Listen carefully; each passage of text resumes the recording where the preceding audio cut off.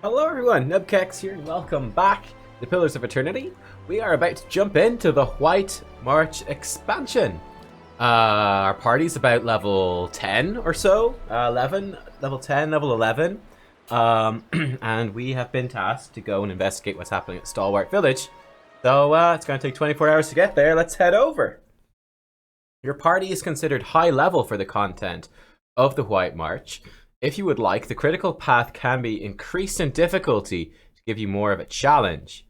The rewards you receive will be the same, regardless of the option you choose. Okay, let's go for the high level thing. Yeah, sure. So I think this will make all the stuff level up to our level. Which is fine. I believe that the expansion level raised the level cap to level 16. We still have a long way to go to hit that level cap. You set out for Stalwart. The White March rises up in the distance, stretching to the north and south as far as the eye can see. It beckons to you with peaks like broken fingers. The road thins to a tattered ribbon, and the shadow of the mountains falls across your path. You've barely begun your climb when the darkening sky pummels you with hailstones and turns the ground beneath you to ice. You press on. The air grows thin, and the treacherous mountain passes funnel screeching winds past your ears. A blizzard forces you to make camp for 3 days, huddling for safety while snow piles around your refuge. At last the weather clears, and you approach Stalwart under a crisp blue sky. There's a noise, high and sharp, coming from the village that sounds at first like another frozen gale. But when you top the rise and reach the village's wooden gates, you see what lies beyond them. Sounds ominous. It's Darzier, with a whole pack of them! Oh my. We can take these bastards!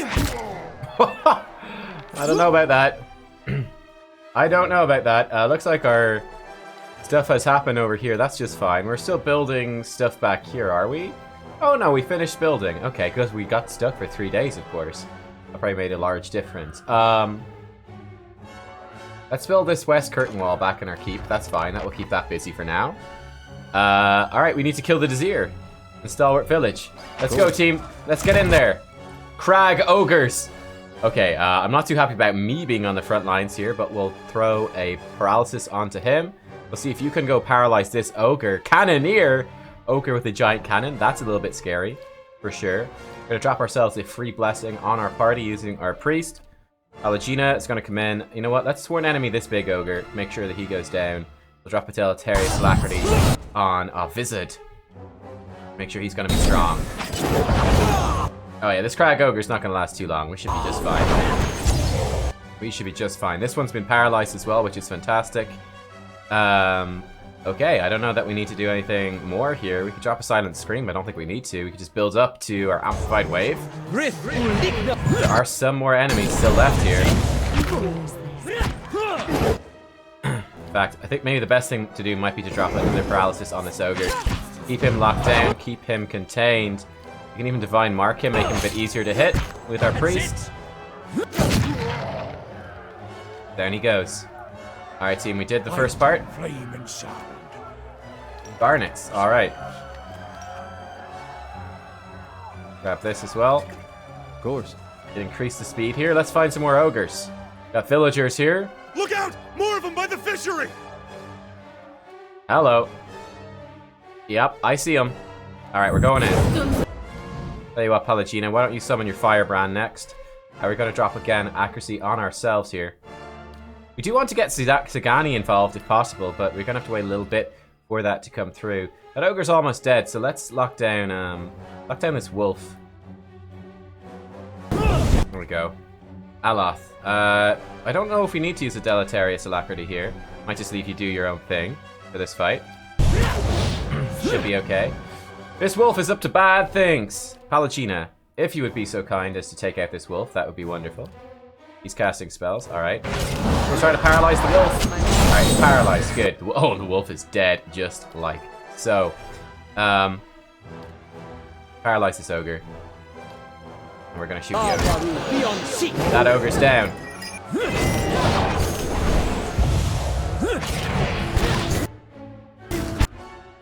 Oh, we've got an ogre chanter, huh? Now that's pretty interesting. You go paralyze the chanter. Palagina will be over shortly, never fear. We could drop, let's drop our interdiction on these guys. The Gym 22, thank you for subscribing. Hope you're enjoying the stream here today. Where's he gone?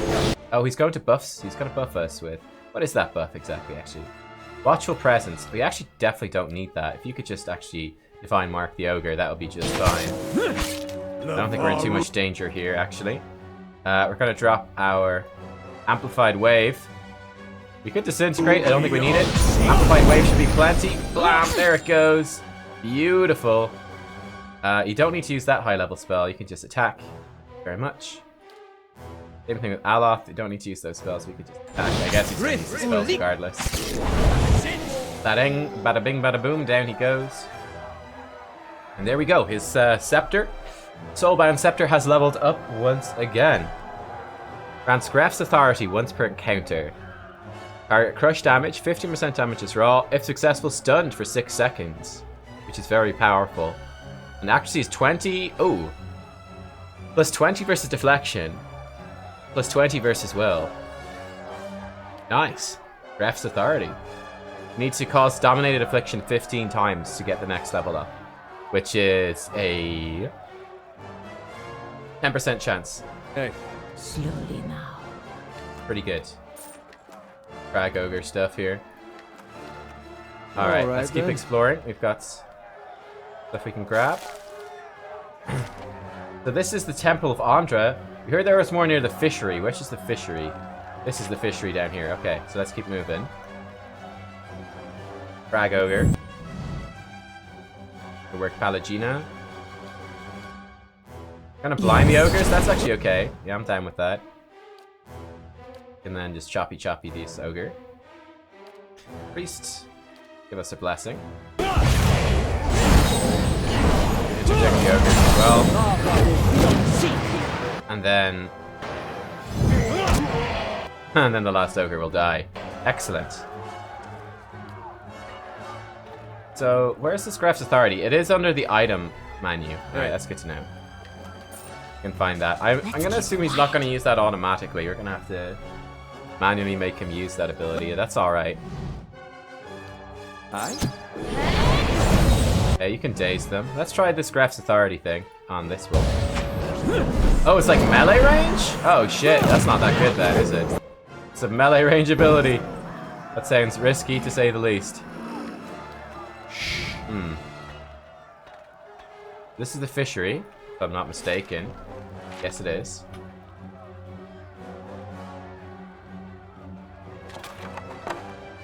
Speckleback Jerky.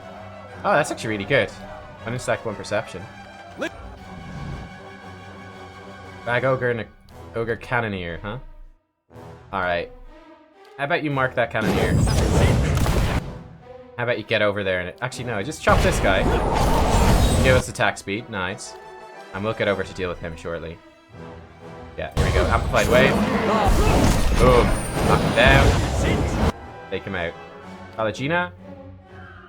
Actually, no, Adair, you can get over and knock down this guy. Would be great. Excellent. Probably dazed him. My mind feels sharp as steel. Attacking. This ogre is almost dead, but not dead yet.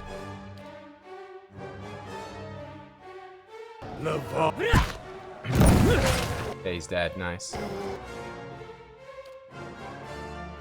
Give us all a blessing. I'm here. Don't think it'll be necessary. Indeed, down he goes. There we go. Of course. Okay, more stuff. This place is on fire. More loot! Hello. Bunch of ogres. Alright, you get in there. Palagina, you can drop your thing and you can blast this guy. Excellent, here we go. You could actually paralyze this one to start. I'll paralyze this one. And we'll wreck him then. Yeah, sure, you could just... whatever. Blast this guy. Why not? Ooh, what's this? War Leader Darzier. Okay, we're gonna give ourselves a bit of a tougher fight then. That's totally okay. What are you doing? That is a Champion's Boon, which is okay. We're gonna like super buff somebody. Not sure who's targeting. It's okay though.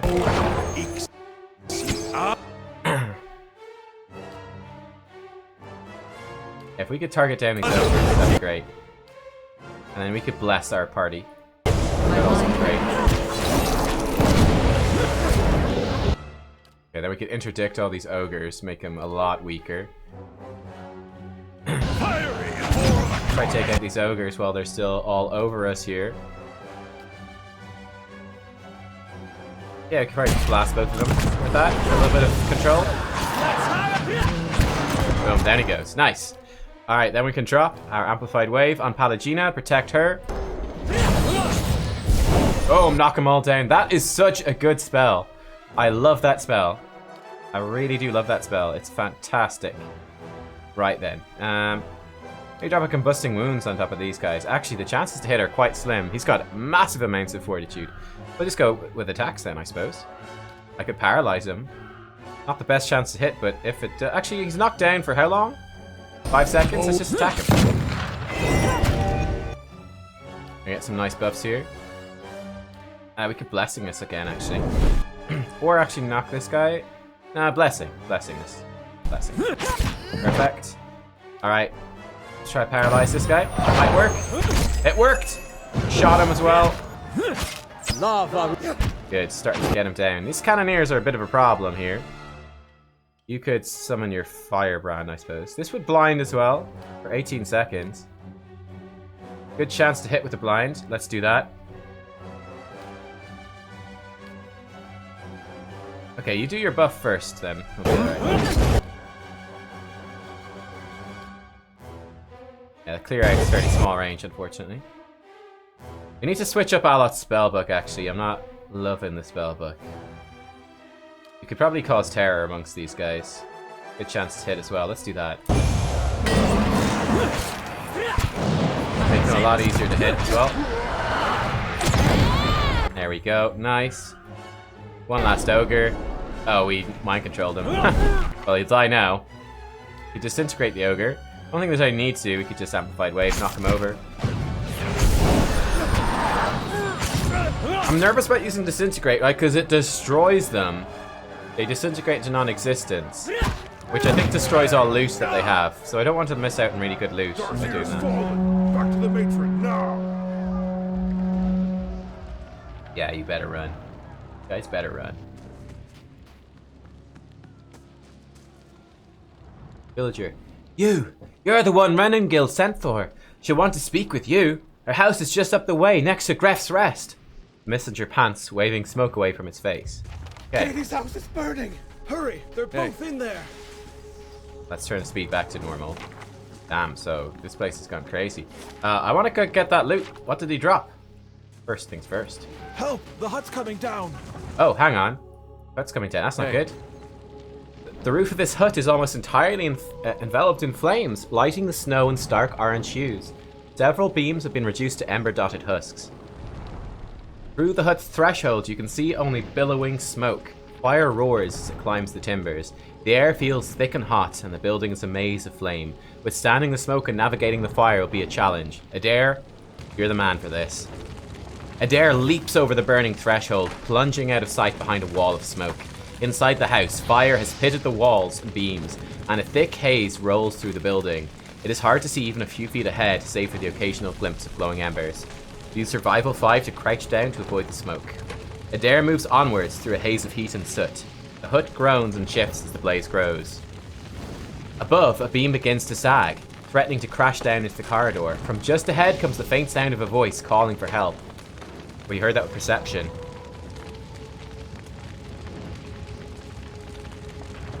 Let's prop it up with another log.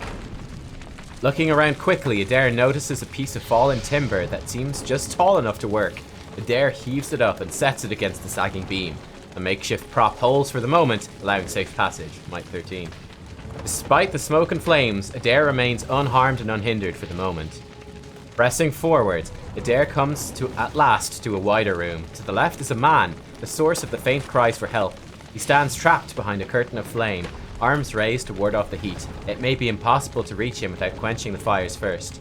To the right, a woman lies unconscious beneath what appears to have once been the roof. She's small, but the rubble trapping her body looks heavy. Smoke winds its way up and out into the open air, obscuring all sight of the outside. Oh my god. So, help the guy to the left. Help the woman to the right. We should probably help her first. The woman is trapped beneath a considerable amount of rubble, including a heavy crossbeam. A purpling bruise in her temple suggests that she was struck as the debris fell. So, I mean, the man can maybe look after himself, but she'll just die if we don't help her, so that's what I'm doing. Quiet. Hello in the chat, by the way. Let's use the pry bar to clear away the rubble. Adair sets the pry bar against a section of the crossbeam and, using every ounce of strength, strains to lift it clear. After a period of fruitless struggle, the beam finally begins to rise by slow degrees. Lost an item pry bar. With one great and final effort, Adair heaves the last of the rubble clear of the woman. Though still unconscious, she's free of the rubble and can now be moved. Let's carry her out. She's of slight frame, and carrying her proves easier than freeing her from the rubble. Adair hoists her carefully onto his shoulder. Let's retreat to the exit.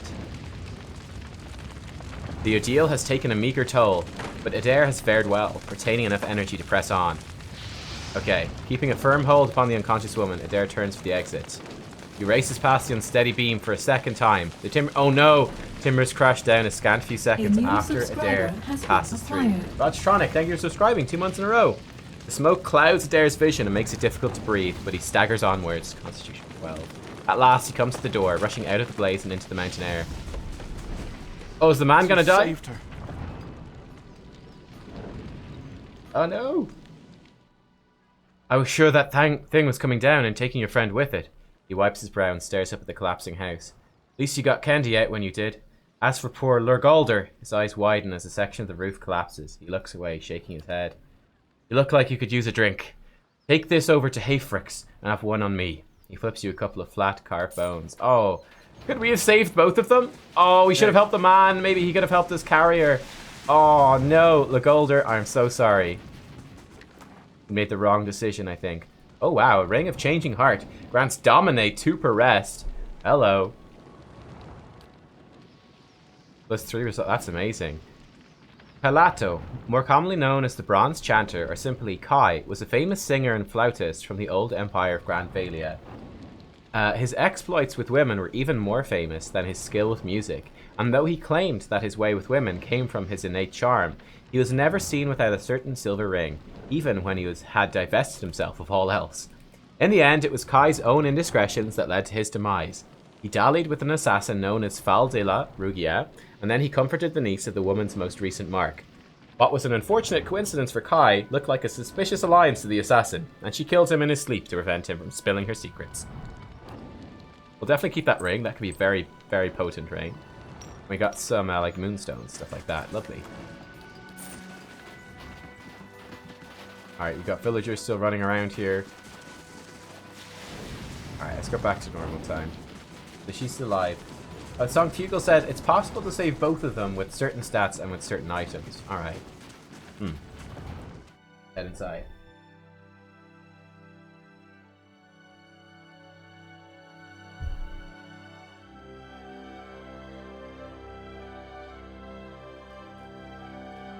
Oh, we have a level up for our wizard. Excellent.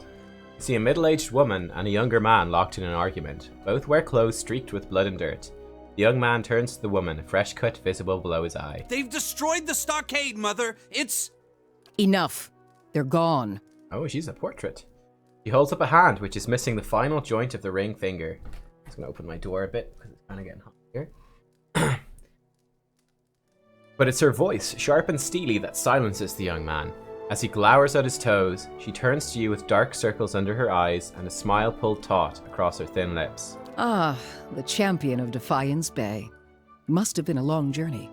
Well, I'm sure you wagered on a more civilized welcome. Still, we're much obliged for your capable intervention. Shoots the young man a brief but stern glare. He pulls a knife from his belt and an apple from his pocket and sets to work. It's an honor to be called here. That's fine of you to say so, though I'm hoping your strengths lie more with arms than words. She folds her map in her hand with a quick and merciless pitch. Stalwart isn't much more than a grease stain on a map. What roads we've got in the White March are basically tracks in the snow. And for every trader or adventurer that comes through, 3 of our own leave for good. But it weren't always so. There was a time when kings and queens sent their firstborn to these mountains, when the White March was the envy of empires. Her eyes shine, and for an instant she looks like a much younger woman. How the mighty have fallen. What an era that must have been for the White March. The Pargrin dwarves transformed the White March once. We could bring some of that greatness back to Stalwart. But we need the White Forge. He raises the map and taps a spot in the middle of a white... Then you'll know that no one's felt as much as a Oops. summery breeze from Oh, the White shit. Forge for over 200 years. Oh, I dropped that. I think we did the lore thing. I wanted to do the lore thing. Oops. I dropped a thing on the keyboard and it auto-selected. That could have gone very badly. Attack her brutally, murder her and all of her family. No, we're okay. I'm hoping you can do something about that. Oh, it could be a laborer. Well, how so? We've been trying to breach Durgan's battery for over a year now. Problem is, the other expeditions can't so much as dent the front door. Alright, tell me about the other... Well, first actually tell me why the sudden interest in the White Forge. We're an old mining town. Or we were until the Adirans pulled out and left us with a half-dug mine shaft and something resembling an inn. Since then, it's been a steady decline. You've seen the roads. Isn't much we can produce that the Valians can't ship cheaper. It's what we do. Thanks, Balangita. Very helpful. But the White Forge... Well, if we could fire it up again and start producing Durgan steel, or something close to it, wouldn't matter if we're in the White March or the Living Lands. Business would come. The young man says nothing, but he tosses a sliver of the apple peel into the fireplace. Right, tell me about the other expeditions. A dozen different groups have come through at our request, and several more besides. Been hoping that one of them could clear the way through Durgan's battery. But young or old, green or seasoned, it don't seem to matter. They cast their spells, chisel at the door, and search the grounds until they've worn new treads into the old stone. The lucky ones eventually go home. Plenty more find themselves on the wrong side of a blizzard, or an ogre raiding party. That's why you need my help. That's the long and short of it. We're laborers and fisherfolk, not adventurers. But Durgan Steel could put Stalwart on the map again, open up the mines, bring in new business. We just need the White Forge. Okay. Why is this Durgan steel so special? Because you can shave stone with it, cleave cast iron in two, and the stuff's as rare as it is remarkable. In her enthusiasm, Renengild shifts on the balls of her feet. She props one bent arm on the other, pointing distractedly towards the eaves of the house. Steel is steel. It may be light and it may take an edge well, but per Complanca, the legend grows with each passing year. If we could make something even half as good, we'd have a market at our doorstep and work enough for all of Stalwart. For a split second, her gaze flickers to Uldric. Interesting. How is it that no one's gotten into Durgan's battery? Where should I start? Ogres, blizzards, or sheer damned inaccessibility? It ain't for lack of trying, I'll tell you that much. Got untold riches in Durgan steel lying just inside, and never mind the White Forge itself. The Adirans who first settled Stalwart tried to crack it. So did the Valians, and every other cocky adventurer with more metal than sense. But the place has a funny way of sealing itself up. Front door stays shut, the tower entrances are clogged with rubble, and it's been impossible to blast a way in. What happened there? It don't bear dwelling on. There's too many superstitions about that place as it is. Resting, she waves her mangled hand in a broad crescent, averting her gaze. More behind this than she's letting on, methinks. Killed each other off. Or so the old books say. He glares at Renengild through hooded eyes. Plenty of tales to go around, but none of them open the battery. And the last thing people need is another reason to fear the place. Whatever it was, the other Pargrin dwarven settlements in the White March, Bone Picker, the Hawk, and the rest, emptied out not long after, moved to gentler, greener lands. Had the right idea, if you ask me. I don't see why you need this White Forge to make good steel. Finally, someone talking sense. Durgan steel wasn't just good. It was some of the best. We need the best if we're going to keep Stalwart alive. Glares at Uldric even while she speaks to you. No one alive today has seen the White Forge, but the old stories tell that it was powerful, glowed white-hot, and gave off a steady, even heat, unlike any other furnace. Let better-schooled folk puzzle over how the thing was built. I just want to see it put to use. Understandable. Tell me about the Pargran dwarves. Pargran's a word in their language. Means traveler. They've been wanderers for generations, but I couldn't tell you much more.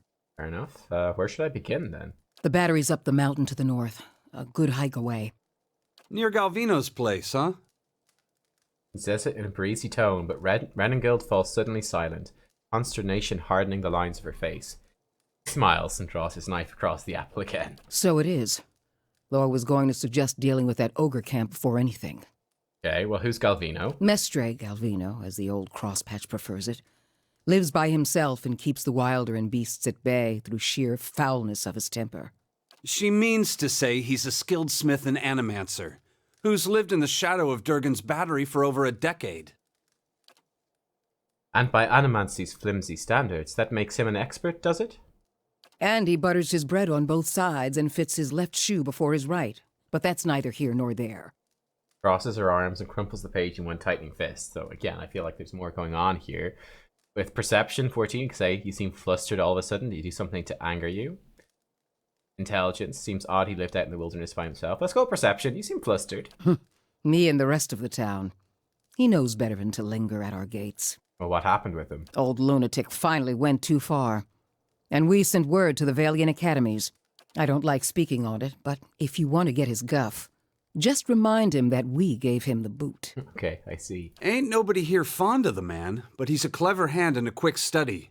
It's a fool who thinks he stayed so close to the battery without figuring something about it. You said as much to the last party, and we haven't seen hide nor hair of him since. Maybe they didn't run afoul of Baragon's ogres after all. Just watch your step. Galvino's place is a ways east of the battery, and folk who pass it bring unsettling tales. Okay, well, tell me about the ogre camp. Belongs to Flames That Whisper, Matron Baragon's clan. Hunters tell me they've been active of late. Hunting elk and otherwise minding their own damn business. Minding their own business. Never mind the latest expedition's disappearance, or the broken stockade. I'm saying we shouldn't agitate him further. He makes to toss another slice of peel into the fire, but he fumbles and drops his knife. Bends to pick it up, cursing. Huh.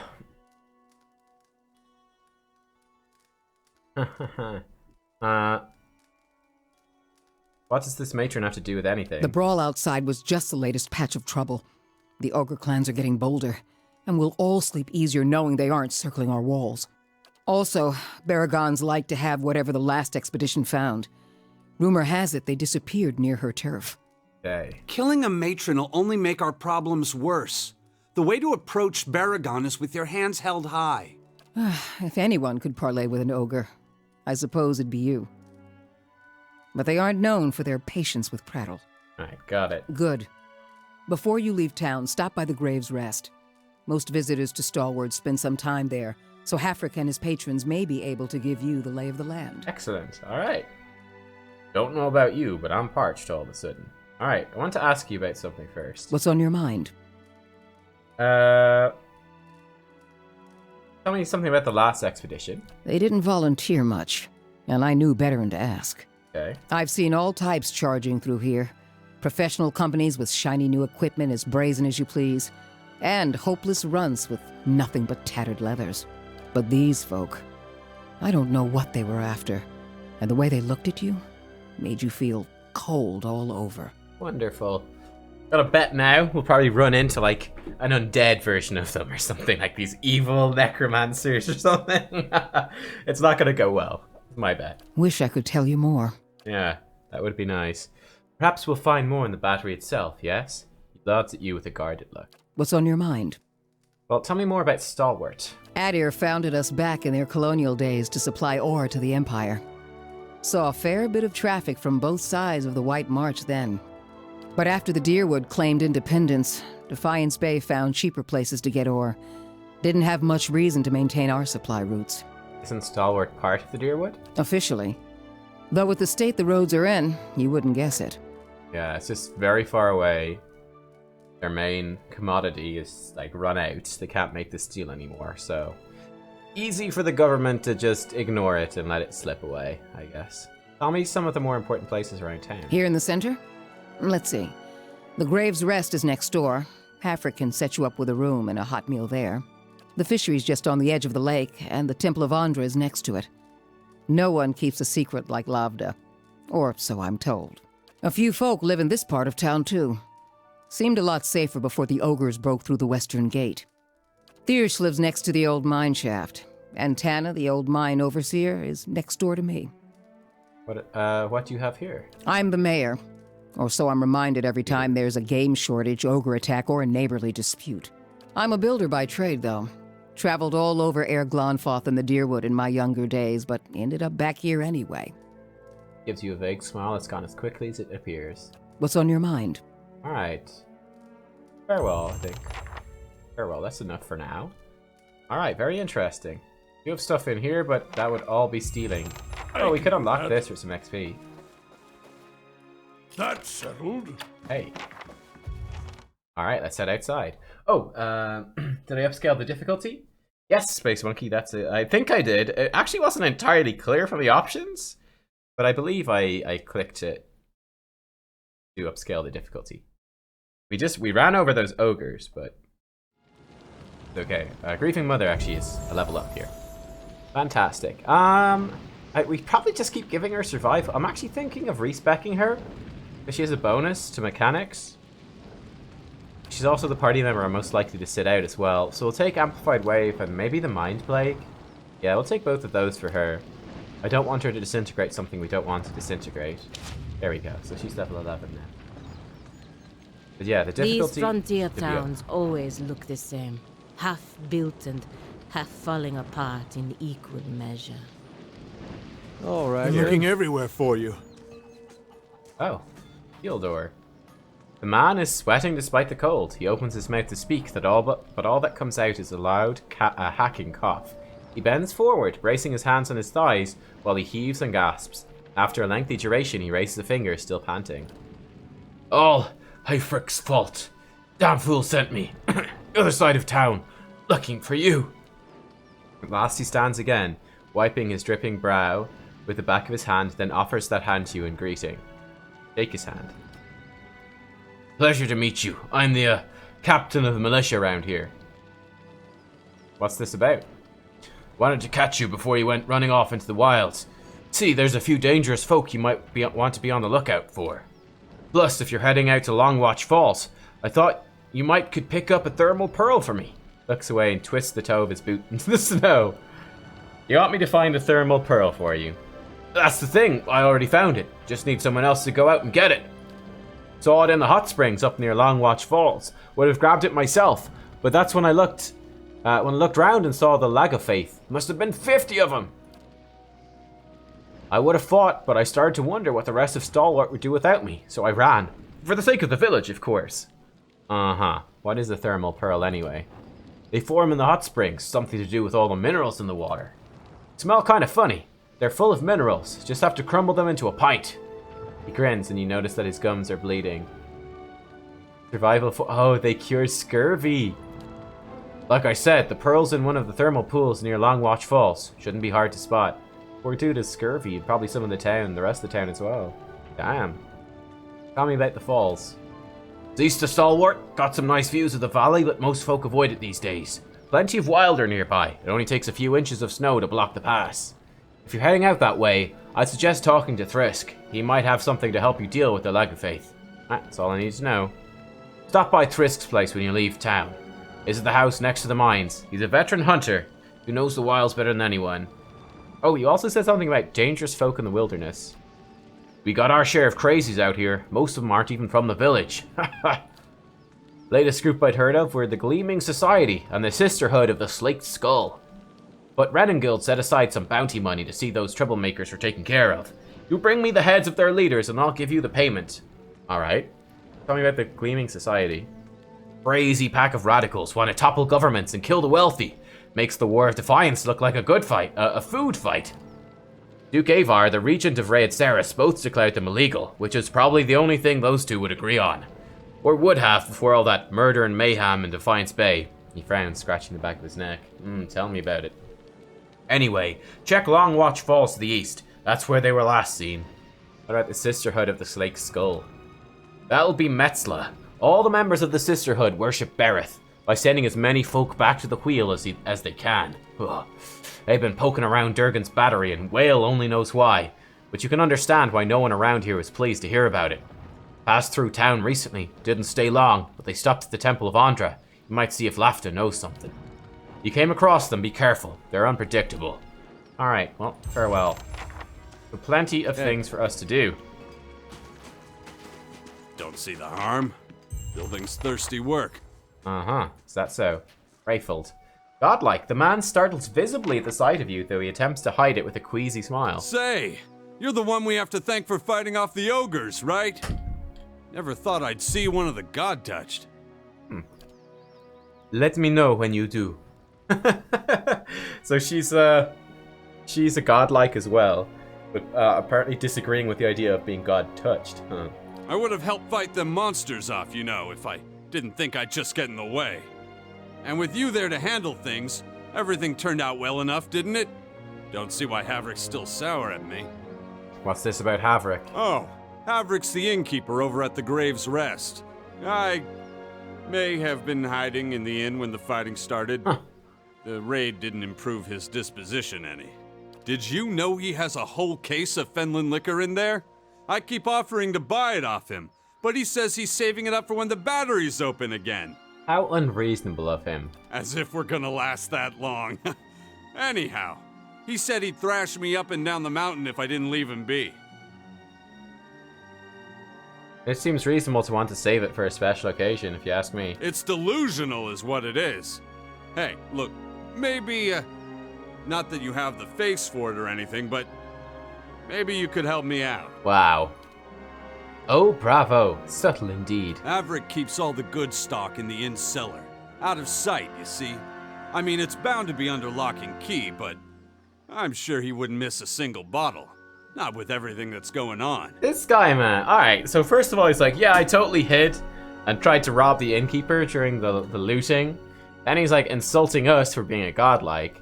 And now he's like, I want you to rob the innkeeper. No, I'm not going to rob the innkeeper for you. Shh, all right, keep it down. I didn't mean anything by it. But if you happen to come across some, then maybe you could share? Oh my god. Hey. Maybe we'll turn you in, the innkeeper. How about that? Got the hot springs there. That sounds quite nice. This is the Grave's Rest. We're definitely not going to rob that place. I mean, if we find some liquor just happenstance, then sure, but...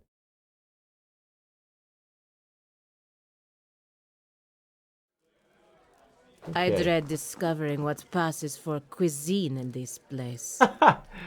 Jeez. Don't be so negative. What's that flaming sword you've got there? Oh yeah, I did give you the flames of Fairy-Ann. That's right. That's cool. Keep that. Bard. Still smell the smoke even in here. This is a big place. Ooh. Still can't feel my fingers. Thought I'd found shelter when I stumbled across this little village. Guessing you did too, huh? Vera raises a frosty mug to you. Even though the warmth of the heart reaches you here, her hands are wrapped in weirwool and her ears muffled by a hat.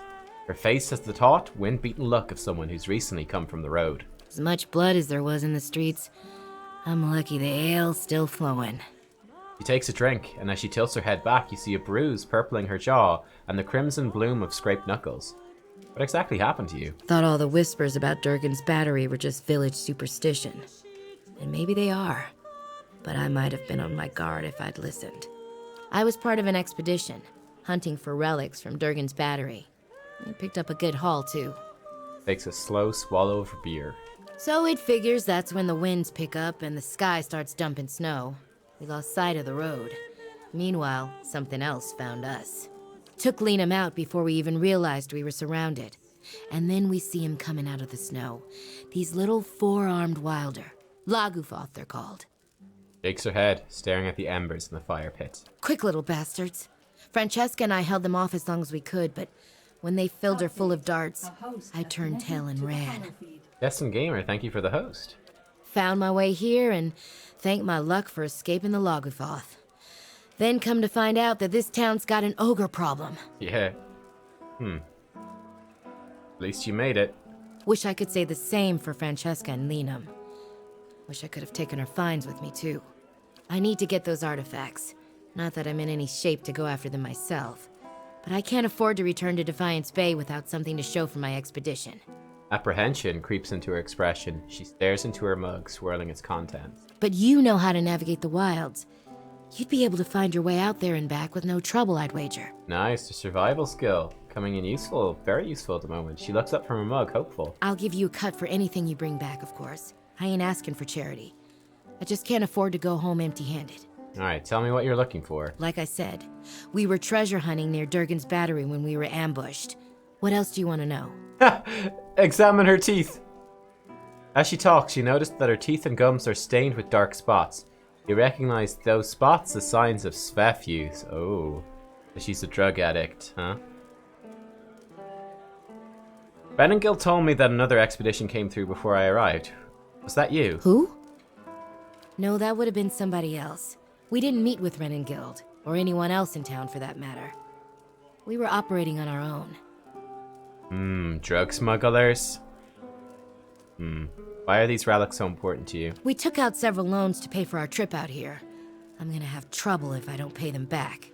No, she's very fidgety. You kind of know. I've not been reading all the fidgety bits, but like here she's scratching the back of her neck. She's doing all sorts of things. Remind me where I can find your caravan. What's left of it should be near Durgan's Battery. If you stumble across the Logofoth, you'll know you're close. I don't know what these things are, but they've been mentioned several times, Logofoth. What do you know about Durgan's Battery, anyway? Just that it's been locked up tight for 200 years on account of those dwarves having a row. I think it's a row. Which means that any trinkets from inside fetch a nice price. Sorry, I'm more of a businesswoman than a historian. The dwarves, they're having a rowing race. Yeah, they're just rowing, you know. Are really working on their arm and back muscles, you know. No, I think they meant a row. Anyway, goodbye. Interesting. Well, we'll certainly investigate, but I'm going to make sure to oh, look, he's throwing a knife. That's super cool. I'm going to make sure to check out those quote-unquote relics to see if there might perhaps be some drugs stashed within them. A large piece of stone is adorned with an engraving of a hammer and a chisel, but the writing beneath is too worn to read. Hey there! Good timing. You can watch me trounce Earthwin. Alcohol and sharp objects. This won't end well. Once, Sandred. You won once. What are you playing? Orland's Head. That's what they call it anyhow. Oh my god. Smooth. You pick a target, see? Nose or ears. Nose is worth more, but you've got 2 ears to work with. You get less points the further out from the target you get. So for the mouth and eyes. No points if you miss. Fancy a game? A 3 new throws each. subscriber has been acquired. John Weiss, thank you for subscribing. I still have to finish the final level of the Endless Paths of Ad Nua. So we'll go back and do that when we're a bit higher level. Seems a bit too difficult. Fancy a game? 3 throws each. Whoever gets the most points by the end of it wins the wager. I'll put down 50 pounds if you will. Alright, sure, let's play. Android pulls a throwing knife from his belt, turning it over in his hands. Oh my god, poor Orlands. 50 pounds, you in? Yeah, sure, let's play. Lovely, I'll go first to show you how it's done. He aims carefully, throws his blade. The knife hits nothing, scoring 0. Ha! You retrieves the knife. Your turn. Alright, let's aim for the ears. Hit the ears, scoring a 7. Nice. He aims carefully, throwing his blade. It's the nose, scoring 10. Okay. Let's aim for the nose. Oh, we hit the skin, scoring 1. That's not good. He throws his blade. It's the fur, scoring 2. Go for ears again. Hit the eye, scoring 5. 13 for you, 12 for me. Not bad, stranger. Looks like you win this one. Here's your prize. But yes, I ought to get in some practice. That was pretty close. 13 and 2. I'll take it. Also, I've noticed that we've got no camping supplies, which is worrying. Owena! Go check on that Orland. Make sure he don't steal nothing. Oh, what's going on over here?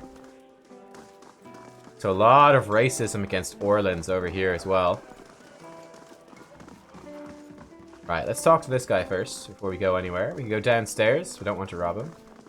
Haverick. Never seen such a bloodbath. Feels like we got half the town's survivors in here, just drinking to forget it. Worf surveys the crowd, his expression sober despite the half-empty flagon by his hand. Shakes his head and looks to you, remembering himself. But you must be looking for some refreshment, too, after the way you handled them ogres. Or perhaps a room. Say the word and I'll give that shifty little Orland the boot. What Orland? Showed up a few days ago. Sticks his nose out of the back room just long enough to empty his chamber pot. Went toward the hall as if daring the Orland to show himself. Up to no good, I tell ya. I'd like nothing more than to see him gone, but I don't want to ruckus over it. Uh-huh. Well, what makes you so sure he's trouble? We get our share of lowlifes coming through here. Smugglers, fugitives, Kith looking to avoid the sharp eye of the law. Ways keeping to himself. Well, honest Kith sure don't have cause for it. Listen, I'll talk to him. I'd appreciate it. And I suppose I don't need to remind you that I don't want you to hurt him. I'm sure you can find a more discreet way of handling the problem. Wow, gives you a meaningful look. Jeez. Alright. Back to warm your hands, eh? What can I do for you? Well, listen. You thought you might like to know that Rayfold asked me to steal your liquor. He did he? That shifty little crook never learns. I'll have it put away somewhere safe. Thank you for doing the decent thing. Here, for your honesty. You're welcome. No, we failed the quest. That doesn't bother me. I didn't want to steal that. Back to warm your hands, eh? What can I do for you? Let's, like a room. Top quality bear pelts on every bed. You won't be disappointed. Alright, what's our rooms? You got 2 decks. Oh my, look at this. 2 decks, 2 might, 2 constitution. You got some very, very good rooms here. That's amazing. I think we'll definitely grab that. We could hire adventurers. Don't need to do that. He sells some potions. Let's get a couple of camping supplies. Yeah. There we go. Party management. Sagani's still busy. Yeah, okay. Don't need to retrain anyone yet. Okay, let's rest. We'll wait on resting until we leave the town. But good to know that we can go there. Alright, let's see if we can find the Orland.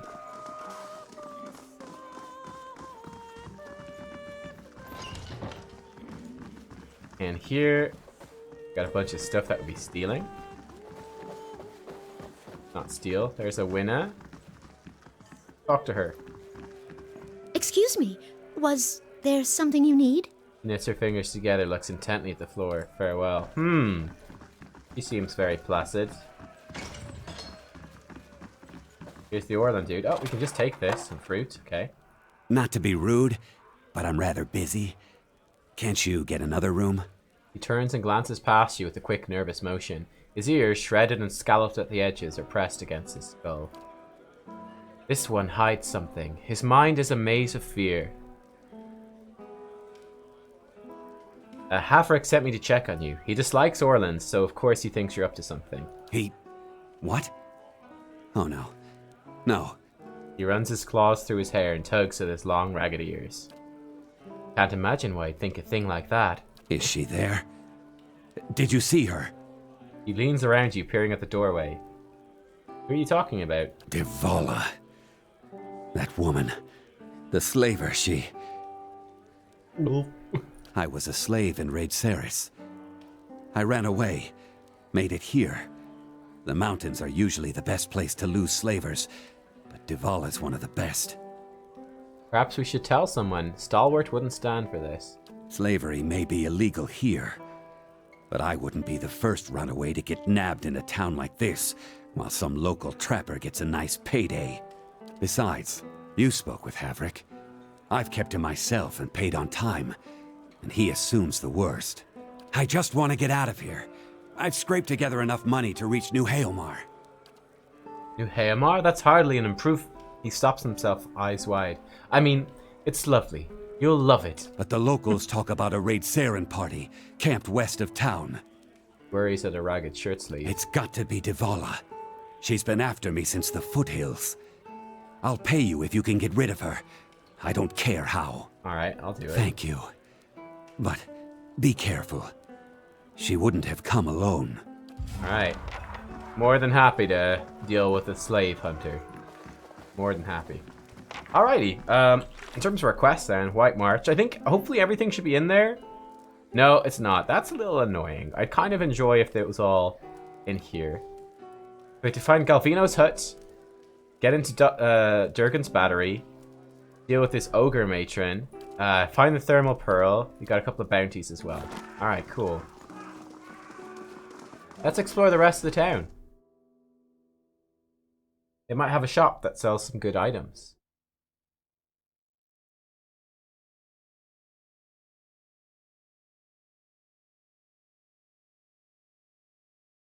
Yeah, I'm glad I didn't make an I wonder what happens actually if you play as an Orlan. Like, are you constantly the victim of racism? If you weren't gonna fetch the liquor for me, you didn't have to tell Havrick about it. Now he's banned me from the inn altogether. You got what you deserved. But I didn't even do anything. And that was about the first inkling of hope I'd had in months. What do you want, anyway? Oops. The Durgan's battery's up there. I mean... we can certainly unlock it. So we're able to travel there if needs be. Durgan's battery. Cool. Head down and have a look at these hot springs. And then I guess we'll do like a circle of the whole village. End up over here at Russet Wood. Makes sense.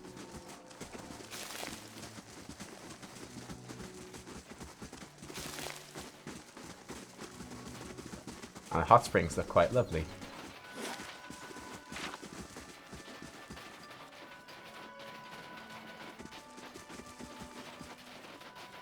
And the fire shows me something new. Hello. Some money. Alright, cool. Barrel.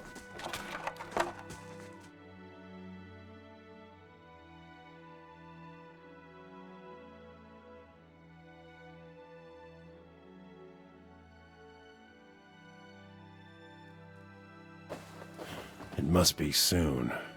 2 days, no more. I can do that. Don't mind me. That's Unlocking this for some XP. Nothing serious. These necklaces have been made from the teeth and claws of various predators, wolves, bears, and lions. The shaft of each spear is splintered and broken, each of them held together only by tightly bound leather straps. The dwarf is busy staring into the fire, slowly puffing away in his pipe. As you greet him, he's visibly startled and his pipe clatters to the floor. Sorry. Didn't hear you come in. My ears aren't what they used to be. He stoops, wincing to retrieve his pipe. When he rises again, he has a hand against his side. Are you hurt? Wasn't the ogres, I can tell you that. Put a few arrows in one of those and they generally have the good sense to back off. But I've been hunting this wolf for near a year now. A man-eater. Cunning, nasty thing. Every time I get close, it just slips away. The beast has already claimed many lives. The first victim was my son, Saldrin. Got the better of me this last time. Distracted me long enough for one of its kin to turn up. Nearly bit me clean in half. I'm a few weeks out from trying again. You said this thing's a wolf? No ordinary wolf. A monster. This creature is big. And I see the signs it leaves behind. The mess it made to the last couple of hunters, and the elk. Doesn't always finish its meals. Damn thing might be sick. Might have a bullet in its jaw. Something. In any case, it needs to be put down. Where's the beast? It roams the Russet Wood out to the west. Seems to have decided the lake is a good place to find prey. Yeah. It's picked off some scattered ogres from time to time. But mostly it's been going after hunters. Travelers. What about your previous encounters? Nothing to tell. Near misses, all of them. One time he clambered right up the cliffs to avoid my snares. Another time, he chased a bear into my camp. I nearly had him once. I could hear him below, eating, and I had the gun aimed right for him. Until the wind changed. He charged headlong into the tree to get at me. Nearly knocked me off my perch. And when I righted myself, he was gone. Alright, I'll keep an eye out for him. It needs doing. But I warn you, this beast is not to be trifled with. It must make its lair somewhere to the west. If you mean to go there, keep your wits about you. Watch yourself on the mountain. In these lean times, everything looks like prey to something. Alright, let's ask some other questions though. Who are you, first I'm of all? Thiersch. I've lived here long enough that Kith have started calling me the Old Hunter. And that's about all I can say for myself. Coming to your elders for advice, is it? What can I do for you? Okay. Actually, has the legacy struck Stalwart as well? It has. We had some hope in the early days that we'd be spared, isolated as we are. That hope died in a hurry. Not everyone's been so unlucky, of course. You'll see a few pampered sprats around. Treating them like precious stones won't see them grow up any faster, if at all. Oh, sudden sorrow in his features belies his soft laughter. Well, ask these other things first. What can you tell me about Stalwart? Well, I can tell you it won't be here much longer if things go on as they are. With the mines closed, we've lost what put us on the map in the first place. We're losing people every month. Too many mouths to feed and not enough to support them. Even the game's dwindling. I've been lucky. I've hides and horns enough to keep the traders happy, but now the ogres are picking the rest of us off. What can you tell me about the ogres? Only that they've been coming down in force again and again, trying to drive us out or kill us outright. The moment we started looking into Durgan's battery, it was like we'd kicked a hornet's nest. You made a good showing against that last group. Didn't expect you'd be one of the godlike. But then, if anyone was going to turn up here at the ass end of nowhere to save our hides... Everyone thinks what we do must be the will of the gods. What nonsense.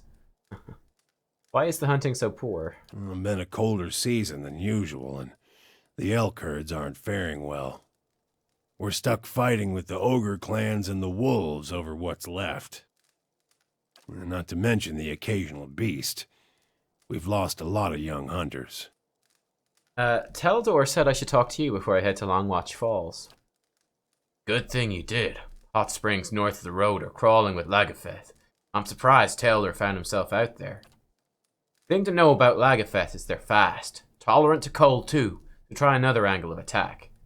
Something seems to occur to him. He pats his pockets, clenching his pipe between his teeth. These'll come in handy. Use them if you get into trouble. He hands you a few sealed bottles. The old hunter looks you up and down, puffing on his pipe. 2 potions of mirrored image, thank you. If I'm being honest, you may not even need them. You handled those ogres well enough. You look like you could hold your own against these Lagafeth, too.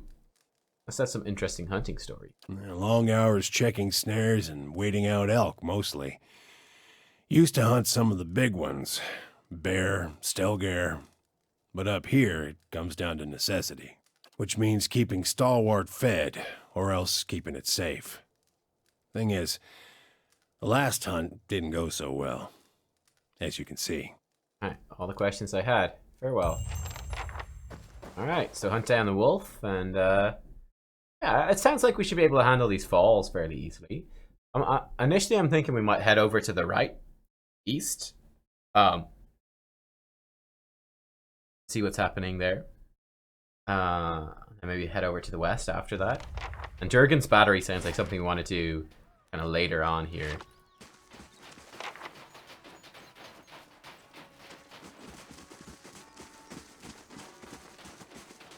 Durin.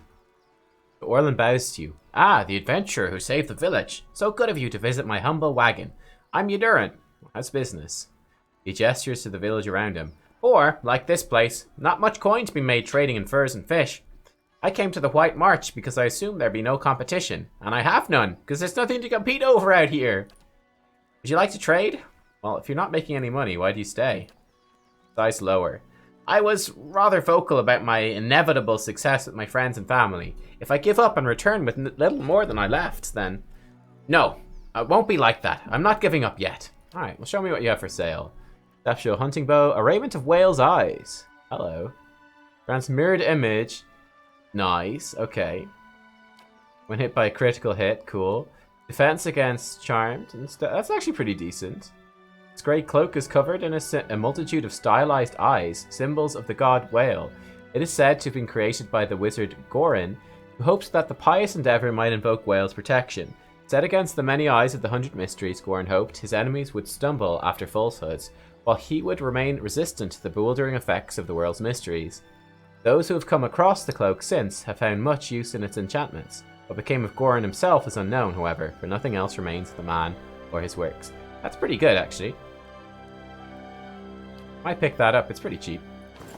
Monk outfit, nice. Ultimate hat of alluring perfection. Oh my god, +2 might, +2 constitution, -2 intellect, -2 resolve. This hat was designed by an apprentice wizard who sought to create the perfect magical accessory. He spent weeks binding spells and wards to the material, but when he finished, he felt that it looked rather plain. He wanted to strike an imposing figure for peers and rivals, so he spent a few more days adding embellishments. Crest of feathers behind one ear, band of silk around the brim. It was an improvement, but it also showed the young wizard how poorly he'd chosen his original color scheme, so he spent a few more days experimenting with other shades in suede, satin and leather. While the poor young apprentice obsessed over his hats, his peers continued studying spells and hexes. By the time of his first duel, he'd assembled a fantastic wardrobe, but forgotten many of his spells. His performance ended his budding career in magic most ignominiously, and he went on to become a successful tailor. Alright, Rufik's Watchful Cloak Mark II. +2 enemies needed to flank, +2 perception. Oh, that's not bad, actually. Rufik was a bruiser and a follower of Whale. He was often hired as a courier or bodyguard because of his size and strength.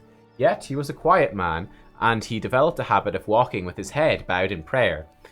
Because of this, would-be thieves frequently attempted to waylay him, but Rufik was blessed by the God of Secrets. With uncanny foresight, he dodged and parried these sudden attacks and slew his assailants, sewing their eyes into his cloak. He intended it as a warning, but others saw it as a challenge. Eventually, he discarded this cloak and wore a simpler, subtler garment in its place. The sight of a dark cloak with shimmering, shifting eyes became infamous among highwaymen and bandits. That could be quite good. We might get that.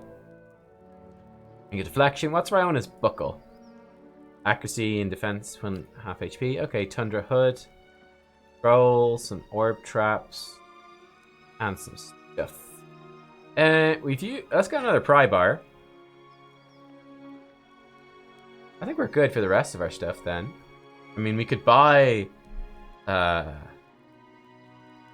what's this? 9 deflection? That's pretty good as well. That might even be worth buying. Gauntlets of accuracy, pretty good too. Let's stick with this for now. We can always come back later if we want more stuff. Where are we at? Okay, let's investigate this to the north. See what we have up here.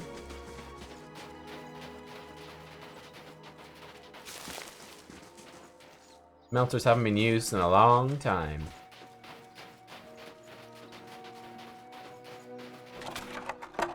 Oh, a hammer and chisel. That to you. We go to Long Watch Falls from here. Perfect. We won't go there yet. We'll just check out what's down below. Probably the same. Arm and looking though.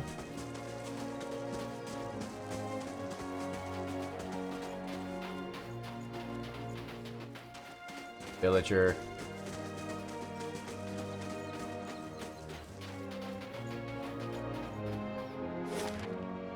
Yeah, nothing else here, but we do have some mushrooms we can collect, so that's kind of nice, actually. Grab a couple of those. Alrighty. So, there's the wagon. Let's check out the temple. We got to speak to someone in the temple anyway. So let's investigate. Oh, hello.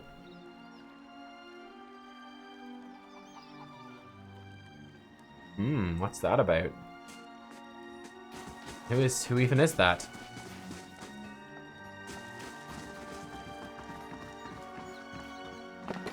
Got some fish, delicious. Let's talk to this guy, Okran. A dwarf paces with his head down and arms crossed, only stopping to hurl glances at the building behind him. His face is smeared dark with grime, and soot falls from his beard as he mumbles to himself. Work my hands into bloody stumps in this place, and for what? Kicks at a mound of dirty snow. Start with nothing, leave with less. What are you yelling at, or who are you yelling at? At idiots, that's who! And I'm as much to blame for believing them. Well, good riddance. Should have never settled here in the first place. Some things you mean to leave behind. Come to find out you packed them anyway. But I'm not leaving till I recover what's mine. They can't deny me again, not after this. He gestures at the burnt-out buildings. Those sweet-tongued priests took my heirlooms. Bury the memory of my past, they said. Now I don't even have that. I take it you gave something of yours to one of Andra's gift-bearers. Takes his gaze away from the ground, gives you a sideways glance. You're quick. Wish I had those wits when they spoke of peace and redemption in the eyes of the goddess. Those priests, Andra's dogs, said the goddess would forgive, that some things are best left to be forgotten. Nods towards the nearby temple. Their leader, Lafta. I believed her words. Another one of them, a gift-bearer, took my medallion. And now, they won't tell me where it is. What did you want to forget about your past? That was a different life, better days, until... He closes his eyes and shakes his head. Motes of soot fall onto his hunched shoulders. My burden to bear, not yours. I thought to cast it away, but the memories I lost were all the wrong ones. Huh. Why won't they tell you where it is? They think they know better, that's why. Said it was the only way I'd forget. What else did you give the priests? Casts a measuring look at you. He quickly turns his head away and nods. You'd understand its value. My armor, a set finer than I've ever seen, but worthless to an old dwarf. I'd have traded it for the medallion, but fool that I was, I gave them both. Have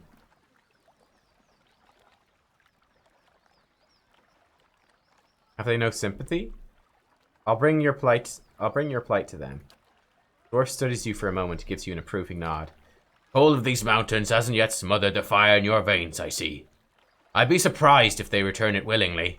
They believe it's a sacred duty to cast the offerings to the goddess in some place where they'll be forgotten.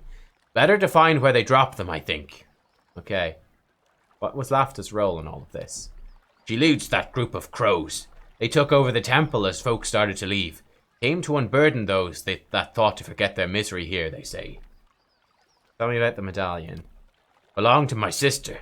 Just a pretty trinket to her, to me. Casts his gaze down. She was the last of my family. At least that still acted like family to me. Goodbye. I don't expect luck to grace me now, but if you find anything, I'll be here. Count on it. Gives you a vigorous nod. What's going on here, Ista? Oh, it's working! Yes! I can't believe it! It's really... Oh... He looks, the dwarven woman looks at you, a disappointed expression on her face. In her hands is a large rectangular box covered in strange dials and symbols. What's working? My ore locating divination tool. Well, that's what it will be. I have to calibrate it. Right now it seems to think you're a copper deposit. My animancer contacts did suggest that a particular strong soul essence might interfere.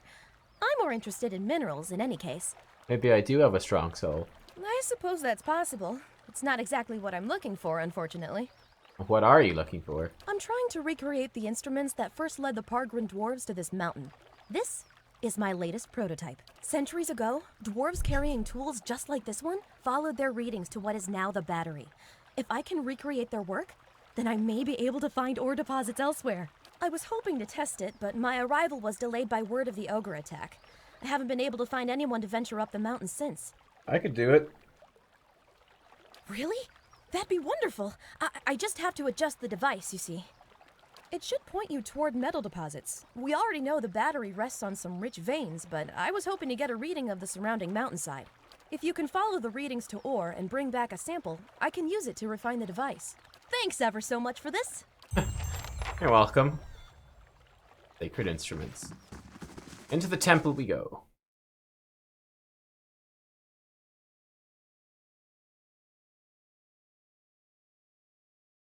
Oh, your character's biography writes itself as your adventures unfold. Check the journal tab. Oh, that could be kind of interesting to see. Andra's swordsman, huh? Hello there, Lafta. Veins course under this woman's pale skin like icy fissures, yet when she speaks, her voice flows warm and soothing. Andra welcomes you into her embrace. Features soften into a look of practiced compassion. We're here to ease the pain of your past, ready to take your burdens. With a thin smile, she nods. If you let the goddess help you with your hardships, of course. Tell me about Andra, first of all. Andra is the goddess of redemption, deep like an ocean and gentle as a mother. She's here to relieve her children of their darkest burdens. We came here to aid the villagers, to heal the wounds of the past that fester in their souls. I thought that Andra was the goddess of loss and mourning, not redemption. That's, The priestess crosses her arms and shifts her weight. Common notion. Others may believe so, but the goddess's mysteries are profound. Her true power lies in redeeming your loss and regret. Was there something else you wanted to talk about? A little suspicious, isn't it? I want to know about the gift bearers. Gift bearers do Andra's most valued work. They carry the material burdens of unfortunate souls into her embrace so that the goddess may help them forget. Are they just here? Is this like a Swizz? They're just here to rob the townsfolk of their stuff? I don't know.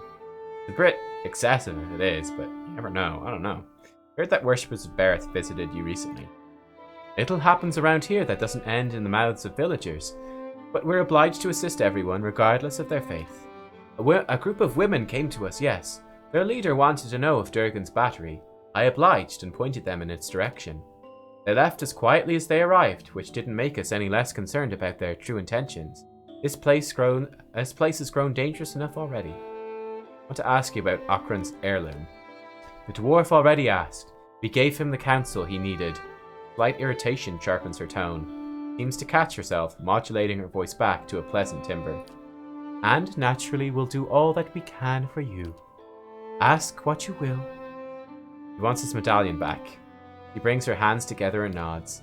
Ah, Okran, how often we let the shadows of the past become a burden even to others. That medallion, it weighs on Okran's mind. You're kind to help, but what he really needs is to cast away those memories.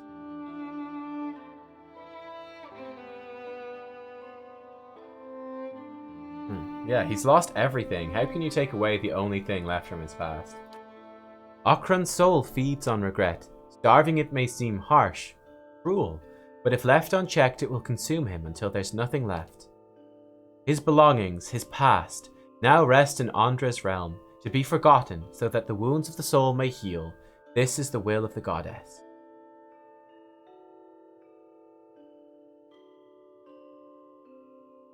Oh, we could use lore or philosopher.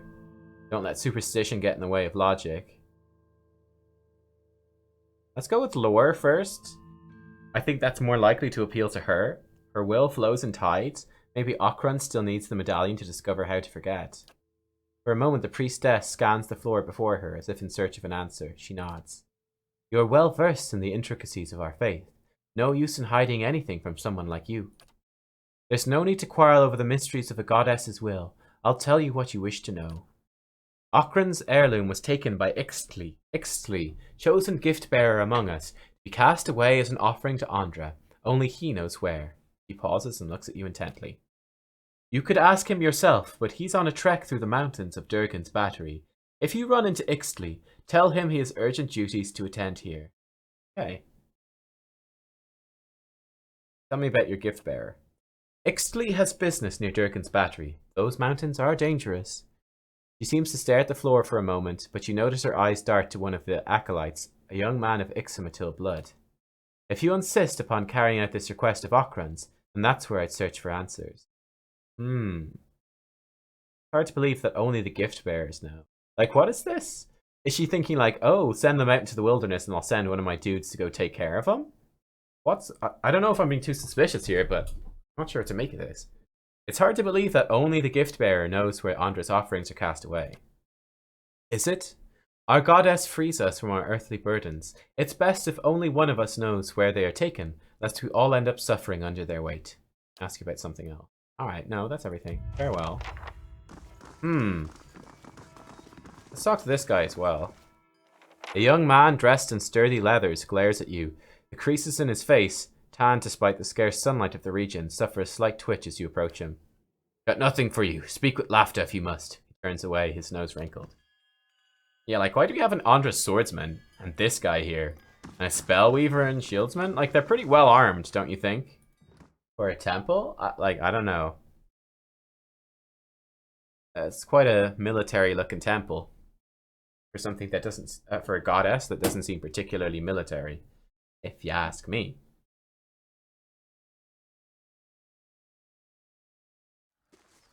Right then.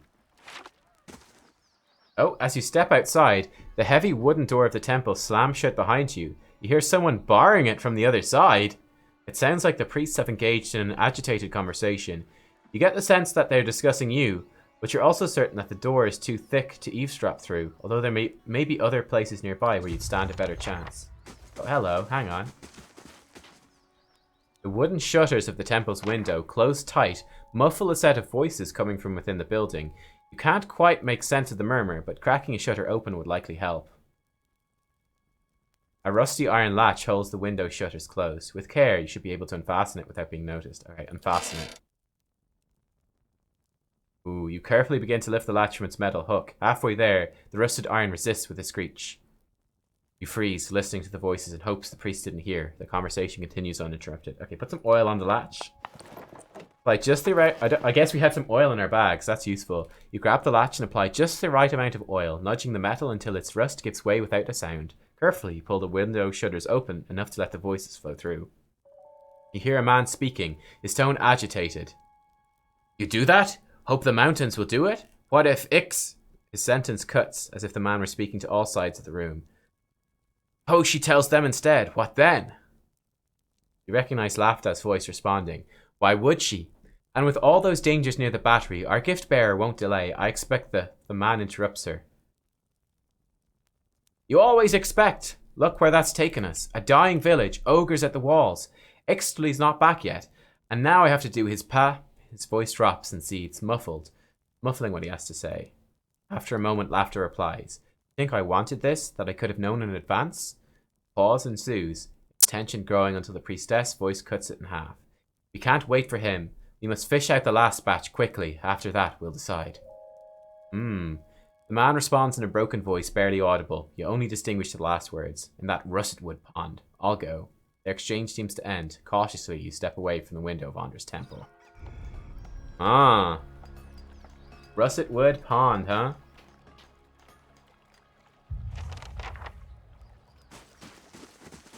So where's the russet wood? Oh, it's over there. Okay, okay. Maneha. Huh, that's what... Say, I don't suppose you've seen any mysterious old buildings in the mountains lately, have you? The Amawa wears an assortment of bangles, bands, cuffs, and chains as thick as armor. She watches you with a raised eyebrow and eyes gleaming with mirth. You mean Durgan's Battery? No, but I've heard that name a lot around here. I'm looking for the Abbey of the Fallen Moon. It's an obscure temple dedicated to Andra. Oh, why are you looking for the abbey? I'm a gift bearer. My job is to gather tokens of things people want forgotten and surrender them to the Lady of Lament. Best place to do that is the Abbey of the Fallen Moon. Lore 8. Gift bearers usually dispose of tokens in the sea. Why are you going to the abbey? Well, you throw some things into the sea and maybe they wash up on shore one day. But you want something really good and forgotten, you take it to the abbey. Okay. Adair stares at Durrance with a half-crazed look in his eyes, scratching his beard in contemplation. His smile broadens as he thinks. Alright, what kind of tokens do you take? Anything that represents a moment or a memory someone wishes to leave behind. Well, love notes, awkward family heirlooms, bad poetry, the kinds of things you want to forget. What are you taking to the abbey right now? The abbey's all about forgetting. Wouldn't be much forgetting if I told you about it, would there? Her smile falters briefly. Interesting. Okay, I see. I might be here a while. Half the villagers have never heard of the abbey, and the ones that have, no one knows where it is. So I'm trying to think of this as an extended holiday in a remote mining village that smells like fish. I've got business in the region. We could travel together. You won't regret it. I've got a lovely singing voice. Oh, and no. The company's welcome. She winks at Palagina. Oh my god, achievement unlocked. Excellent. The gift bearer, recruit Maneha as a companion. She's a barbarian. Okay. Let's I leave will it. wait in the place of your strength. Let's leave out grieving mother. We're gonna be maybe a bit too melee heavy, but let's try this for a bit. Uh-huh. Okay, and we'll move her into the front I'm ready. like this, something like this. I'm here. So, what do you do? She's got a lot of HP, like the most out of our entire party. She's got lots of might, good constitution. Her dexterity's bad, and she's kind of moderate and everything else. She's got lots of athletics, lots of survival. Cool. All right. Got some items too. Abilities and talents. So she's got weapons focus, knight, battle axe, sword, morningstar, crossbow. We might respec her again. We almost definitely will. Accurate carnage, 5 accuracy on carnage. Okay. Barbaric blow, 1 per encounter, full attack. 25%. Wait, what? Barbarian deals a massive blow, causing additional crits and extra damage on crits. Carnage is not affected. How long does this last? Interesting. Not sure how long that buff lasts, but okay. Stalwart defense. Stalwart defiance modifies savage defiance. More deflection. Oh, loads of everything. 1 per encounter. Heals her over. Oh, nice. So this will now give her a big buff while it's healing her. That's really good. Superior deflection. 5 deflection. Nice. Barbaric shout. 2 per rest. You can shout and terrify people. Not bad, actually. Barbaric yell. She can frighten people. Alright. Carnage. The barbarian's attacks become so forceful as to impact others around the target enemy. For every successful melee attack, the barbarian makes reduced damage attacks at all other enemies within a short distance of the target. Nice. Heart of Fury, 1 per encounter, full attack. Barbarian swings viciously in a lightning quick flurry, taking on all comers. Each equipped weapon attacks every nearby enemy, doing extra damage, inflicting carnage if applicable. That sounds really good too. 1 stands alone. The barbarian makes a courageous stand against all attackers. Grants a melee damage bonus when the barbarian is adjacent to 2 or more enemies, and the barbarian cannot be flanked unless engaged by more than 3 attackers. Nice. Savage Defiance.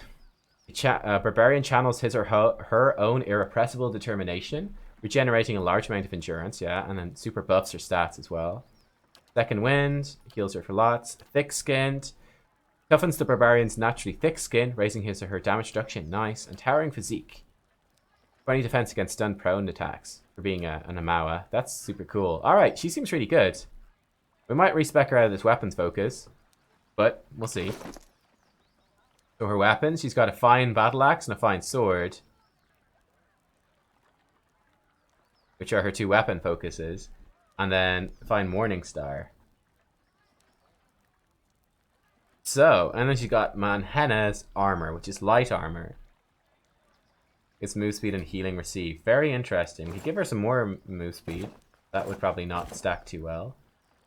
You could give her a 2-handed weapon, or we could give her some one-handed stuff, because we probably have some pretty good one-handed stuff lurking around. Like, you've got this one-handed sword. Actually, no, it's not a sword, it's a saber. That's different from a sword. What do we have in terms of swords? There's a sword. So what's it used against? Swords? Axes? I don't know if we have an axe. You got a rapier. Rod. Got a club, dagger, quarterstaff. Great sword, quarterstaff. John Wise says that he uses her spear? Maybe spear? Let's get the spear. Rod. Morningstar. A mace. Mace do again?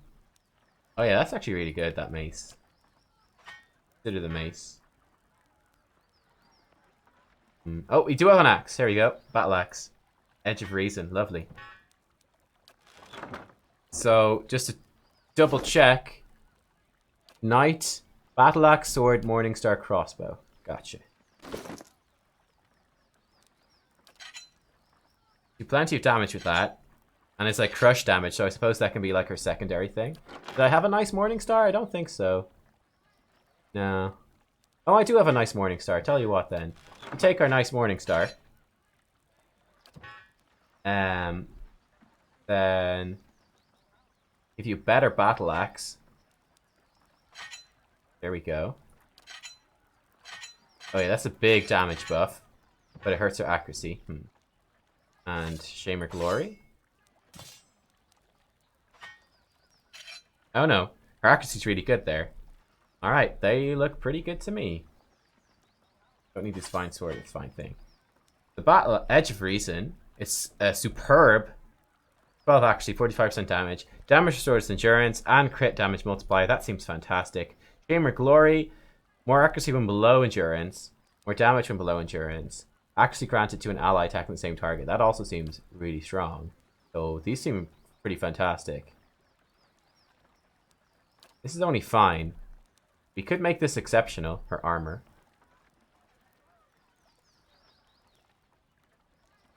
It's only light armor. We also probably have some other armors we could give her. Give her this. Gets a whole lot of deflection. And defense against charm stuff. That could be pretty good. Let's see. Let's double check what sort of items we have to give her. We could also give her some stuff. Do I have anything for barbarians, actually? I think I do. No, I don't seem to. Your resolve. Ooh, that could be very strong here, actually. Reflex and a healing bonus? Actually, that might be really good on her. Seeing as she apparently does heal. So. This could be good, because it's lots of damage reduction and resolve. It's pretty nice. This is lots of reflex. Actually, she's low on reflex. And healing received should be pretty strong on her. So she can heal lots. That seems good to me. I think. Volvano's amulet. Instead of a cape. Don't think I have any gloves I can give her. No. Unless I got armor? No. Ability area of effect could be kind of nice, actually. Alot's armor. This one. Pretty good, too. Protective skin.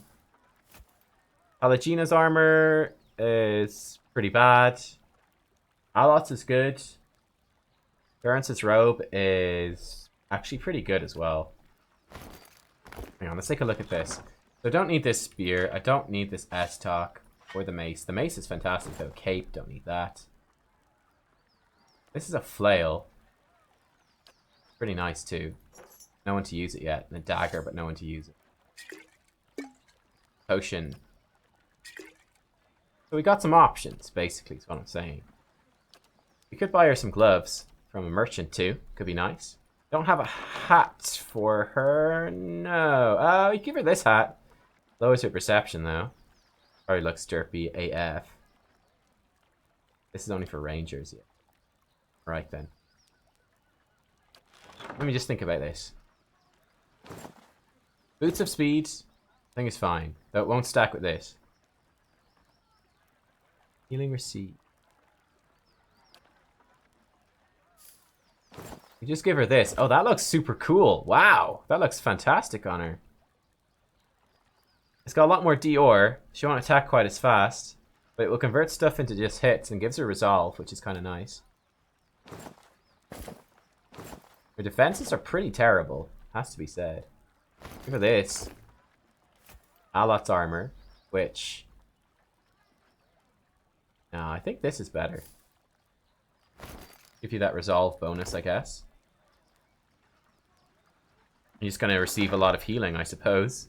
Lots of lay on hands will be cast on you. Yeah, I mean, give her a heavier armor.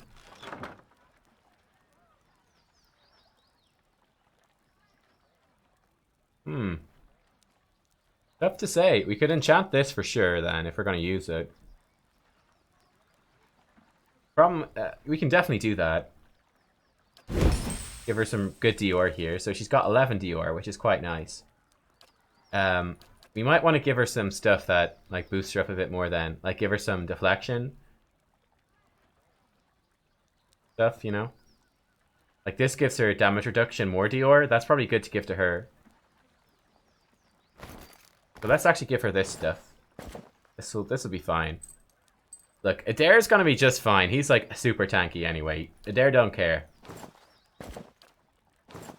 We'll give Adair the speed boots, because he can actually use it. We'll give her a ring with deflection +5. We'll give her the shot and fate boots, so she'll heal herself. We'll give her the Dior belt, so she won't get Diored. Give her the ring. Wait, what's this ring, actually? Oh yeah, Dominate Resolve +3. We need to give that to somebody.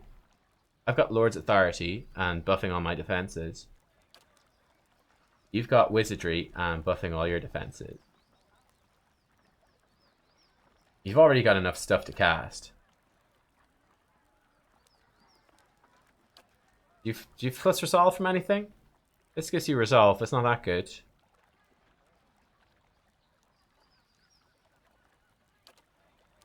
I said I could give her the ring with Resolve. This gives her Resolve. Give you the ring of Resolve. A bit more deflection back for you. Let me give you this Freedom and Pierce Proof, so improve your piercing, Dior piercing. Oh, she's already got Pierce Proof. Oh. We won't give that to you then. We'll keep that on her. Yeah, it's fine. Adragon Trap. Petrified. Ooh, nice. Alright, I think that's a pretty good setup for her. We still need to get her a hat. We still need to get her some gloves, but the start for sure. Hey. Let's go to the shop. The shop had some gloves, didn't it? I think it did. Why has he got this? Oh, he's fatigued. Oh. Yeah, I see. He's fatigued. Hey. That's fair enough. What do you have for sale? You had gloves, did you not? You had a cloak. You had a ring of deflection +9. Actually, might grab that. Buckle. Accuracy and below the thing. Gauntlets of accuracy. I'll actually grab those. And let's get the ring of deflection. Yeah, that's all of our gold gone then. But I think it's going to be worth it. So you can have a ring of deflection +9. Keep you alive a bit more.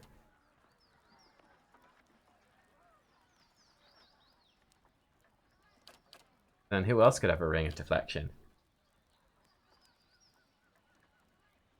Deflection +5 is really good. Like, that's worth a whole stat, you know what I mean? I don't think they stack. No, they don't. Give her gauntlets of accuracy. She's going to be super accurate, which should hopefully make her crit a lot, which would be really nice. You've got a deflection ring. You do not have a deflection ring. Tell you what, I'll give you the deflection ring. We'll give the resolve +3 to somebody else. Like him. More deflection. More concentration.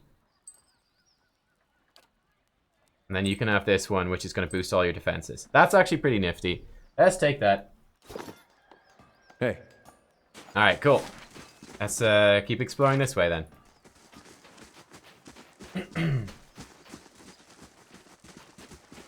I'm not usually streaming HOTS. I stream it a bit earlier in the day when I do stream it. Some fish, lovely villagers.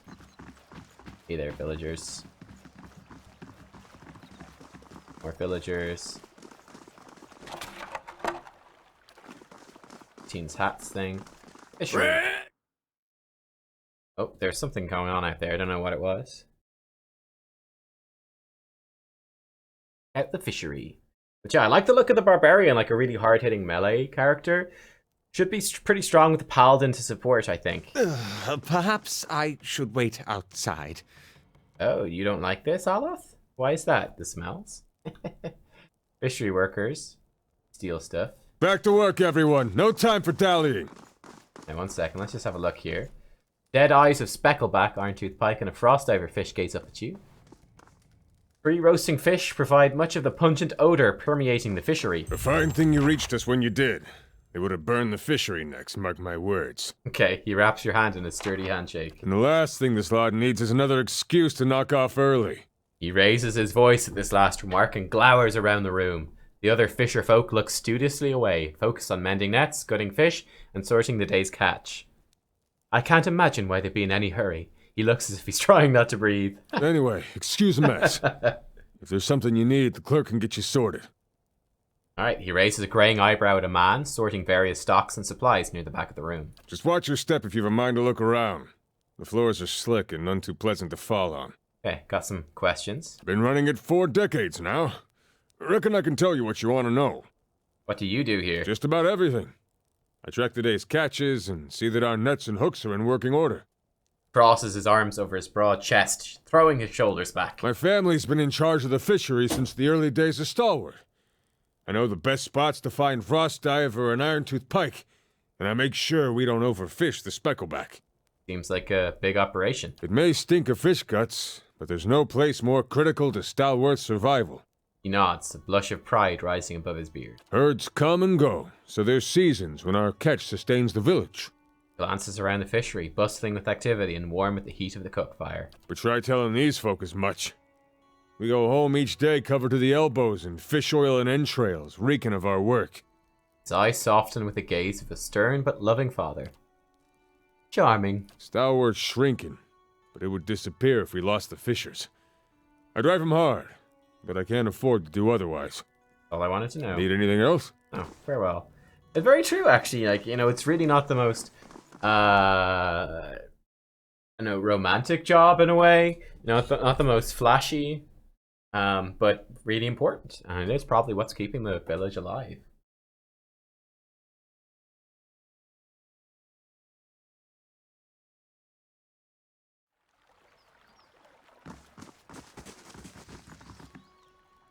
Hello. Effigy's eyes! It looked at me! Ah! Alright.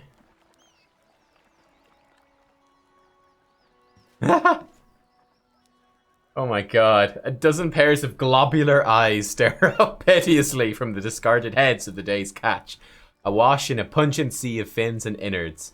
Sift through the fish scraps. Your hand runs up against something round and fleshy the size of a melon. It is smooth and scaleless, and parts seem to be covered in hair. A discarded head, perhaps, but not that of a fish. Oh, shit. Alright, pull out the head. One hand and... oh! Either side of the barrel. With one hand on either side of the head, you begin to lift it out of the barrel, only to have it leap from your grasp as the head's owner springs over the lip of the barrel in an eruption of fish chunks that rain down over the market stall. Oh my god. The man who leapt from the barrel stands facing you, nearly naked, save for a loincloth and drizzled in fish viscera. He is covered head to toe in scars, tears and punctures, and the thorny imprints of lashings. Most are faded like old memories. Despite that, the condition of the man's body is remarkable, the drooping skin at his flanks and elbow the only evidence of his advanced age. His face is placid, but the rest of him appears prepared for anything. You must forgive, Zawa. I was not expecting you. He looks you in the eye at first, but his gaze drifts now and then, settling on strange parts of your face as though distracted by new discoveries. If he is at all flustered, he gives no indication. What were you doing in that barrel? He scratches behind his ear, dismayed. Resting my eyes, I thought. Waiting for the Malkachoa to bring me insight. He shakes his head. It would seem I dozed. A good thing my master was not alive to see it. Zahua blinks, leaning in to get a better look at you. His enlarged pupils seem to crowd out his pale irises. Are you real? Now that you ask, I'm not so sure. We shall let the matter rest for now, then. Until the Malkachoa wears off. Malkachoa? A small white mushroom. I have heard it called snowcap in these lands. Oh, drugs. Wonderful. It can reveal the true nature of many things. Uh-huh. You have a master, you said. The man traces your inadvertent glance at his scars. He smiles politely. A teacher, not an owner. Zawa is a free man. Well, as free as any of us. Okay, Zawa. Still don't understand why you were in that barrel. I was freeing myself from vanity. Okay. Did he say sanity or vanity? Consider, how can one be vain who is bathed in the smell of dead fish? There's a proud glint in his eyes. Hard to argue with that. I had the idea when I passed this way earlier. I am pleased with the results so far. He smiles at a woman whose head is swiveled towards him as she passes by, a look of revulsion on her face. Distracted, her toe catches on a stone and she nearly falls on his face. He claps his hands together. Yes, quite pleased. The scars are from battle? Glances at his own body. From battle, yes. I left them upon my enemies. He points at various patches of crisscrossing scars. These were struck against fear. These against pleasure. These against hatred. Those down there against greed and doubt. And these... He points to his face. These were for vanity. You made those scars. I cannot take credit for all of them, but I did most of the good ones. I put them there in battle to remind myself what is real and what is not. Our worst enemies are inventions of the mind, pleasure, fear. When we see them for what they are, we become unstoppable. And you've achieved this. I feel I have been close, but never for more than an instant. In the moment when the pain is sharpest, the world becomes clear. In that moment, I am a match for anyone. Your wounds must have caused you to suffer greatly. Of course. I am fortunate to have suffered so much. If I did not suffer, I would not aspire to free myself from it. I would wander from one unfulfilling goal to the next. More wealth, a better station. My soul would wither.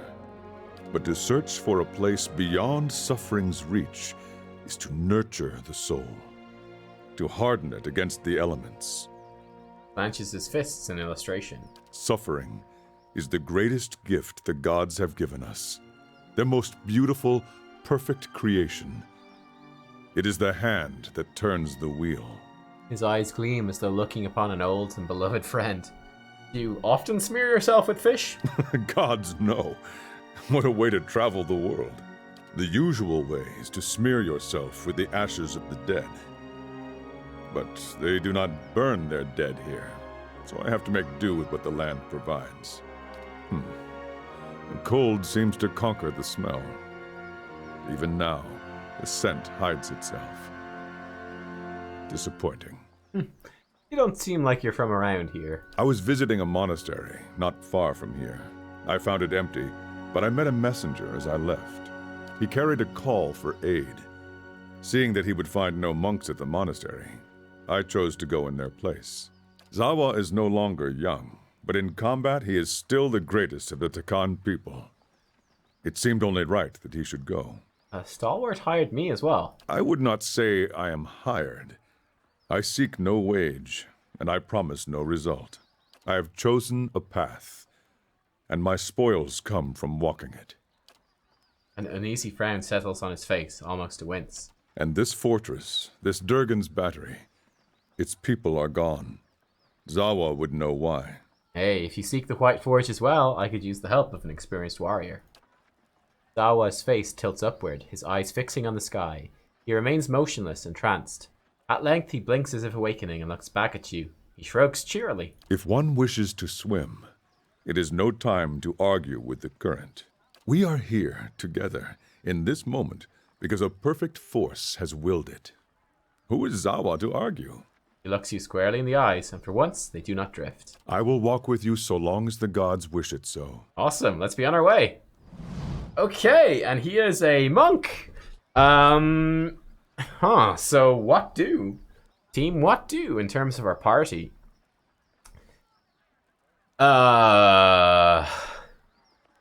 We might sit out Palagina for a while. Unfortunately. Don't want to, but I think it makes the most sense. So we have the three frontliners, because I think he's a frontliner, and then, I mean, he's also sort of frontline, but he's just casting. And then these two. Age has slowed me.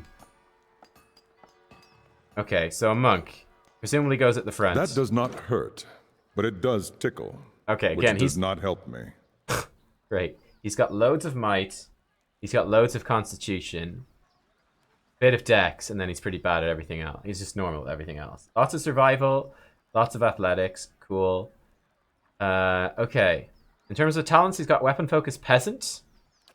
Got 2 weapon style, 20% dual wield attack speed. Lesser wounds, -2 wound threshold. Lowers the monk's wound threshold, allowing him or her to gain wounds at a faster rate. Okay. Fortitude bonus. He's got too much, I would say. Why does he have Bear's Fortitude? Like, he'd be much better than the other ones. Anyway.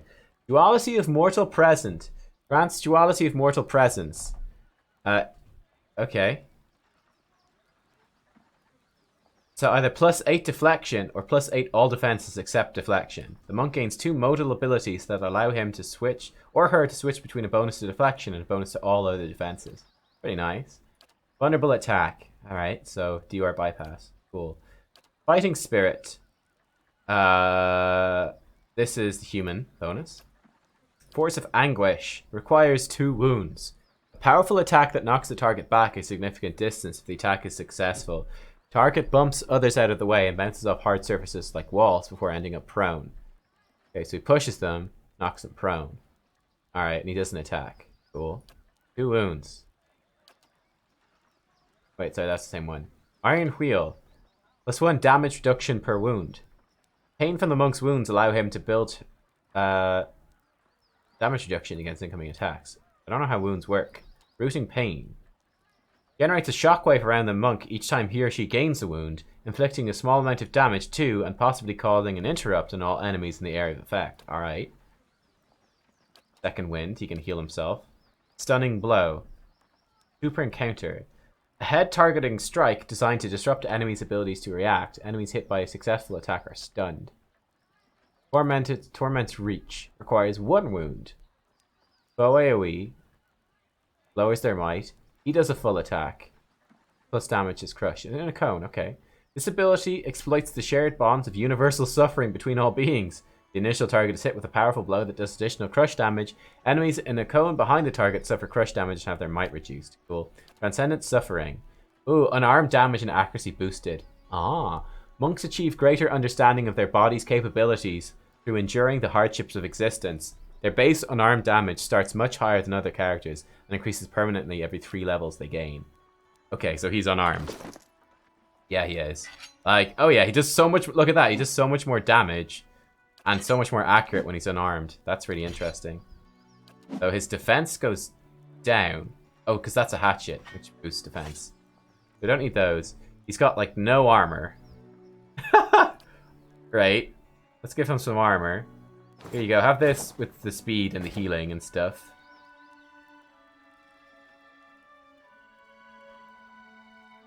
So Sean Wise says, my understanding, their high health works well with him. He needs to take damage to be effective.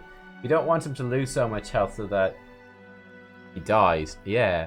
This is kind of... So he needs to take damage to get wounds?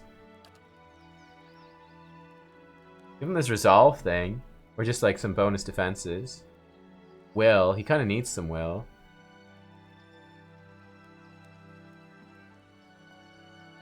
Does have a lot of endurance. That's pretty good. Guess let's give him this. Here you go. Have a cloak, buddy. So you got some defenses going. You know what? I probably need that deflection less than you do. That being said, his deflection's actually not bad. It's much better than hers. Zawa is ready. So there's a bonus to deflection. Alright. So strange. So class behavior. Aggressor? Okay. Okay, he behaves as aggressive, but prioritizes spellcasters and characters at low deflection. Alright. Sure, let's try that. And you can use Perez stuff and be aggressive. Okay. Tell me. You.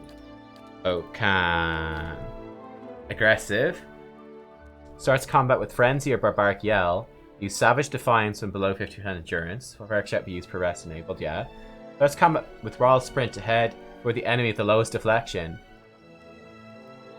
Use Heart of Fury. Let's just try to kill the squishiest thing. Barbaric Yell. Savage Defiance, yeah. Heart of Fury is 1 per encounter, yeah. It might be a good idea to respec these guys at some stage, but we'll take them for a fight to figure out how they work. I feel like probably running both of them is a bad idea. It seems like they both do the similar sort of thing. But that's okay. We're also missing all of our paladin buffs, which actually hurts quite a lot. Yeah. Hey. I don't feel like this might be the best party, but we'll go with it for now. Me and Sledge are thinking about heading down, joining a caravan over to Dawning. Dawning? What for? You like your ogres bigger? We'd have work at least. Feels like it's I'm hardly damn worth sick of putting the fish. huts back up. Better than standing out here shivering.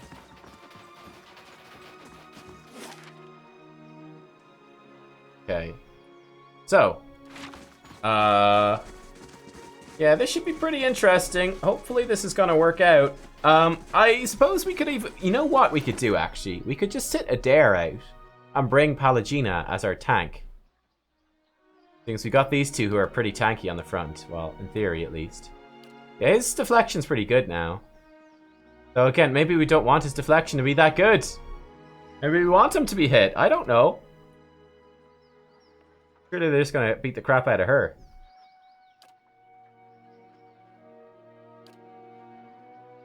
We could sit Adair out, but I kind of want him to build this up. This causing confusion with the crits and stuff. But maybe, and I also like Adair a lot. But maybe it would make more sense to bring our Paladin instead. This is the inn, is it? No, this is the inn. Because Paladin boosts, like, our melee attackers quite a bit. So it might be smarter to bring her, actually.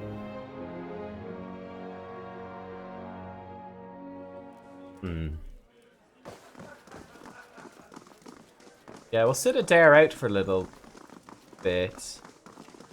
Back to warm your hands, eh? What can I do for you? Top quality bear. Okay, like we could sit out See you Adair when I and see bring you. Pallegina as our tank. She boosts all their defenses with her buckler, right? And she boosts them all, and she brings healing. I think that might be a better idea than bringing him, at least for a little while. I've led worse. Like she's boosting all of their defenses, and she can level up this anyway. In fact, it's almost leveled up. And this, oh, this is leveled up fully. Like she's actually very strong. Tricky to say, but yeah. You want to be aggressive. Let's pay for aggressive, yeah. Yeah. Back to warm your hands, eh? Top quality. Okay. Let's get the big room. 2 dex, 2 might, 2 constitution. Yeah, please. And let's have this episode be a little bit longer so that we can... Oh, you awaken and hear someone stirring, growling. Looking over, you see Maneha twitching and muttering in her sleep. You can't make out what she's saying, but from her bare teeth and the sheen of sweat in her brow, this seems like a very bad dream. Wake up, Maneha. She sits bolt upright, roaring and reaching for her weapon. Calm down, you're safe. Oh, Gaze darts around, but slowly focuses on you. She grimaces and looks away, wiping her face. Oh, sorry. I must have been dreaming. Lies back down and turns away from you. Can't help but notice how carefully she's avoiding your gaze. About what? No, it's nothing. Sorry, I shouldn't have bothered you. You aren't bothering me, but something's clearly bothering you. I'd like to help. She's quiet for a long time. Seems like she's already gone back to sleep, but then she sighs. You told me about your awakening. Pallegina stirs. Maneha waits silently until Pallegina rolls over and resumes a deep, steady breathing. I guess I've had a similar problem. Oh. There's something I remember from a former life. Happened hundreds of years ago, but I remember it like it was yesterday. How do you remember it? Happened while I was fighting in Old Valia 20 years ago. My unit was camped out in the palace we'd just taken. The others were roasting the last of the Marcheso's pigs in the feast hall. So I went to the wine cellars to fetch a few bottles. Works her fingers into a knot. I don't know how long she'd been hiding there, but there was this old woman. Must have been one of the servants. Fingers curl into fists. She had this wild look in her eyes. I approached her and tried to tell her not to be afraid, that she was safe. She screamed and grabbed my arm. It felt like someone had hit me in the back of my head. I blacked out for a few minutes, and when I came to, she was gone. Go on. I took a few bottles up with me, feasted with the rest of the troops. But when I went to bunk, I had a dream. Only it was more vivid than any dream I've ever had. I tasted the sweat on my lips. Felt the jungle air on my skin. Heard the cries. What about the old woman? I asked the other troops. None of them had seen her. Anyway, I laid off the drink for several days, but I kept having the dream. After a few weeks, I thought a change of scenery might do me good. Since then, I've been a pirate in the Deadfire, a pilgrim in the White that Wends, an adventurer in the Living Lands, and a gift bearer in a Shamadal. Oh, that's how we say this. I've been saying it wrong this whole time. What next, then? I told you I was looking for the Abbey of the Fallen Moon so I could leave something behind. There's a pool there, the Salt Well. It's where gift-bearers leave the heaviest burdens. It's said that a person can enter it and leave their own memories behind. And you would leave this haunting memory in the Salt Well? That's the plan. What if you lose more than you intend? At this point, I'd gladly give up all my memories if that's what it takes for peace in this life and the next. Alright, let's get some rest. We got a lot to do. That's really interesting, though. I'm ready. Alright, we got some buffs. Most importantly, Palangina is going to be buffing everyone with accuracy and hitting more and critting more, which I think is actually going to be a pretty big deal. I think it's going to be a pretty big deal. Oh, she's actually singing.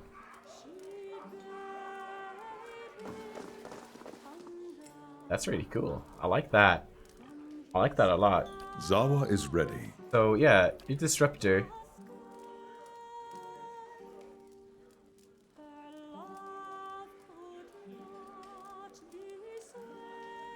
Yeah, I don't know.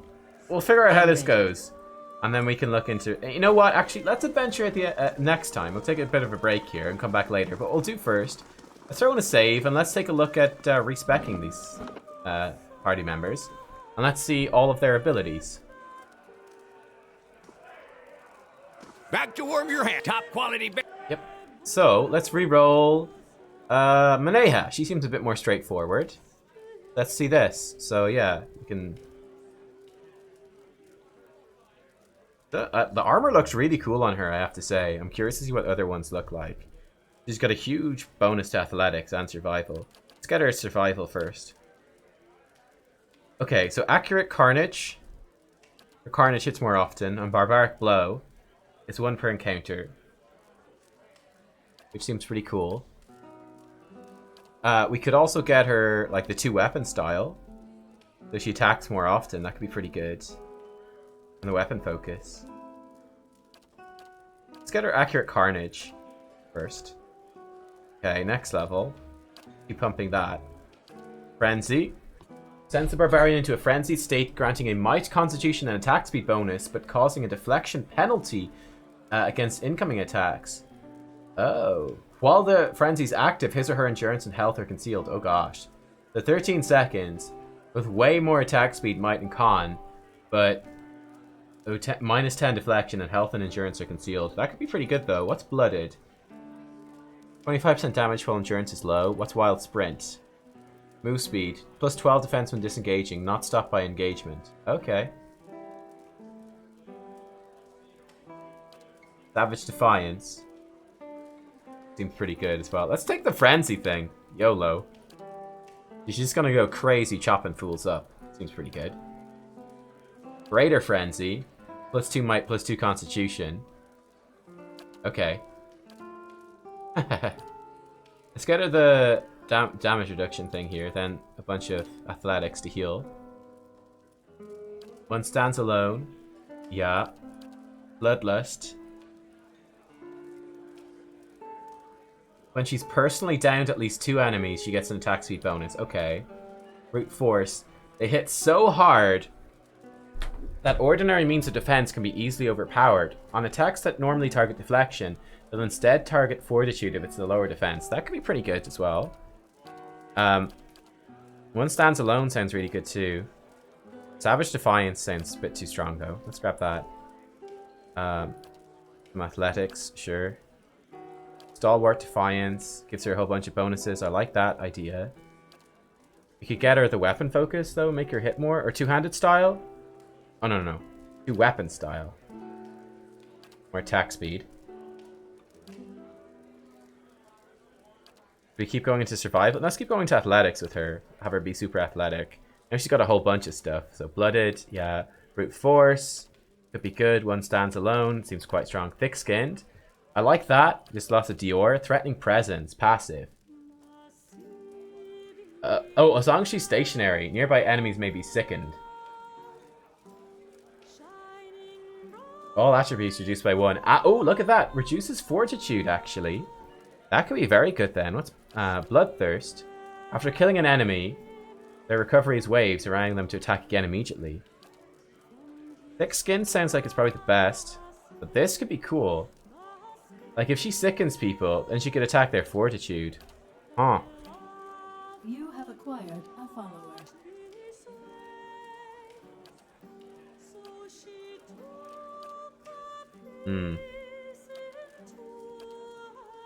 Probably the weapon focus for accuracy is the smart thing to grab first. Then again, like, the Dior bypass could be even better.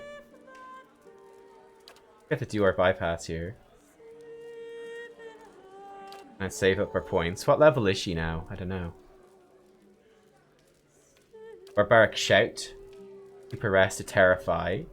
Yeah, I think we can skip that. What's this? Exacts a final revenge when the barbarian is reduced to 0 endurance. Perform instant carnage full attacks at everyone in range. Ooh. Full attack.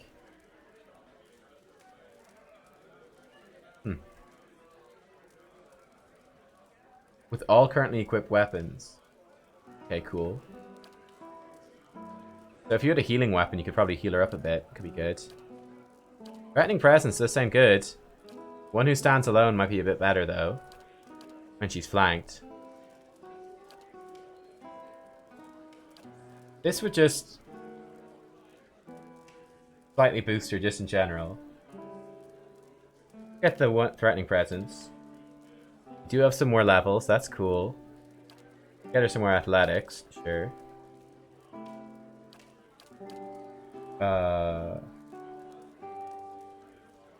Back into the weapon focus, perhaps? We also get defensive stuff for her. Unstoppable. Defense against all that stuff, actually pretty important. This could also be good too. They attack slower, but she'd be much harder to hit. Superior deflection, just 5 deflection straight up, could be really good as well. Try to keep her alive. Tricky.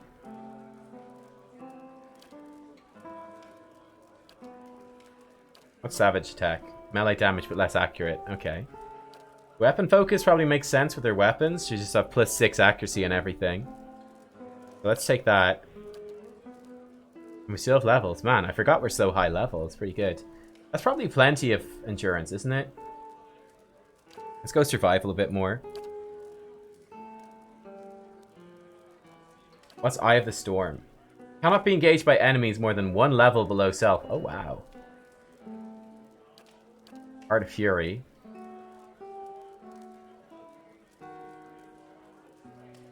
Yeah, she attacks everything. Eventual defeat, yeah.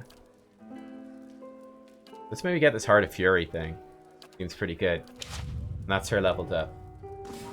Man, that's quite interesting. Got this Heart of Fury once per encounter. Savage Defiance once per encounter. In Frenzy once per encounter. And she can Barbaric Yell twice per encounter. So she'll frighten people.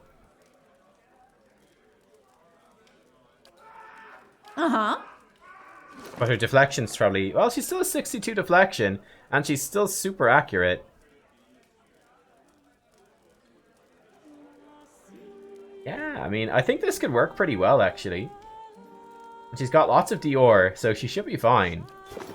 Her deflection's good. She's going to get hit a lot, but she should hopefully sustain through it. And this will heal her. We should maybe upgrade that. There's a lot of things there that you could go for. Vulnerable attack should be good. Zawa is ready. Alright, let's investigate Zawa. Hands, eh? Top quality. So Zawa... Oh shit, we don't have money. Balls to it. We're broke. Back to warm your hands, eh? Top quality. Sorry, let's trade stuff then. So I'm sure I have stuff I can sell you. Oh yeah. Battle Mage Grimoire. I'll keep that, I guess. Fine Club. All these Engwithan shields. Alright, yeah, we're gonna get some. We'll have enough money.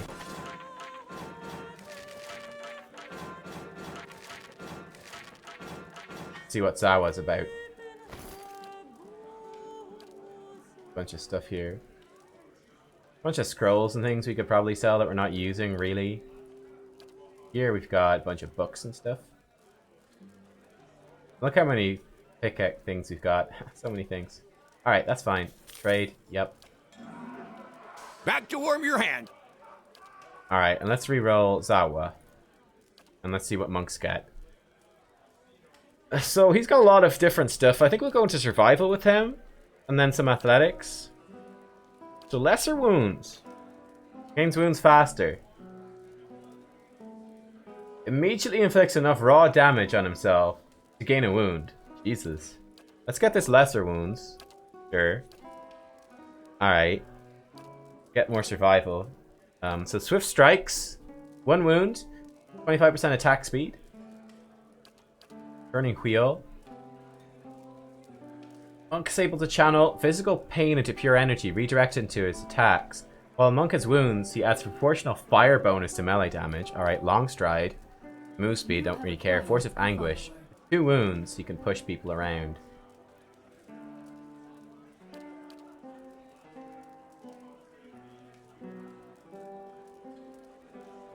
Not sure exactly how that works. Let's take this turning wheel thing, that sounds kind of cool. Okay. One of these like unarmed? Like peasant. Oh, peasant is unarmed bonus, so he almost definitely wants that. Let's grab peasant, unarmed, bonus. Keep going into survival a bit too. Stunning blow. 2 per encounter, you can stun people and it's a full attack. That seems very good. Clarity of agony, 2 per rest. Uses hostile effects. What's soul mirror? 50% chance to reflect range attacks. Ooh. That's actually pretty good. But it's only attacks that resulting in a miss have a chance to be reflected back.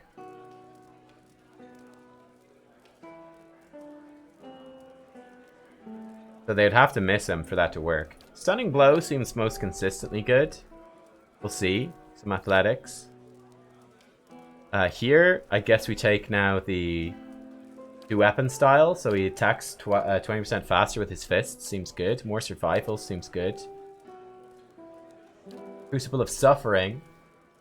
The monk gains temporary insight through endurance, granting a temporary bonus whenever a hostile effect expires. Okay. Duality of Mortal Presence. That seems very good. Deflection bonus. Yeah. The Long Pain. Summon a weapon. Long Pain Fists. Which is unarmed but stronger, I guess. Projecting attacks over a long distance. Oh, he gets like 12-meter fists? Amazing. Alright. That's Rooting Pain. Passive. Grants a shockwave each time he gains a wound. Oh, yes. Which can interrupt stuff. Yeah, that seems pretty cool. Let's get the Duality of Mortal Presence. That seems good. Survival a bit more. Why not? Don't want this Mortification of the Soul. That doesn't sound that great. Give him these interrupting blows. Increase the chance to cause an interrupt. That could be nice. A vulnerable attack. Or bypass seems smart. Punches you really, really, really hard. Okay, here we've got Swift Strikes. Long Stride, no. Clarity of Agony. Still Suffering. Force of Anguish. What are Enervating Blows? Melee critical hits cause the target to become weakened. That's quite nice. For 15 seconds. Pretty good. Let's grab that. Then save our points for more survival, I suppose. We could give him body control.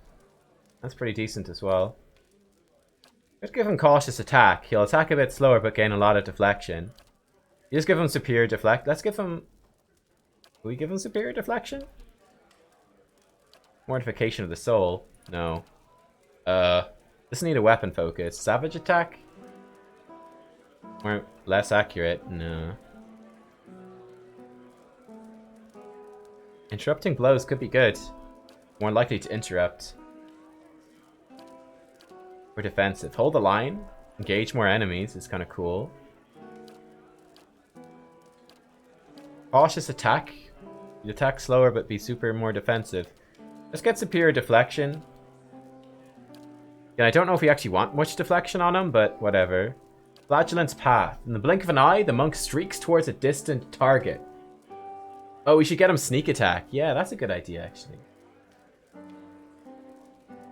Streaks towards a distant target, inflicting terrible crush damage and penalties to all defenses or anyone in his or her path. Needs 3 wounds. Lowers all their defenses. That's pretty cool. The Iron Wheel is DR per wound. That also seems good. I don't know.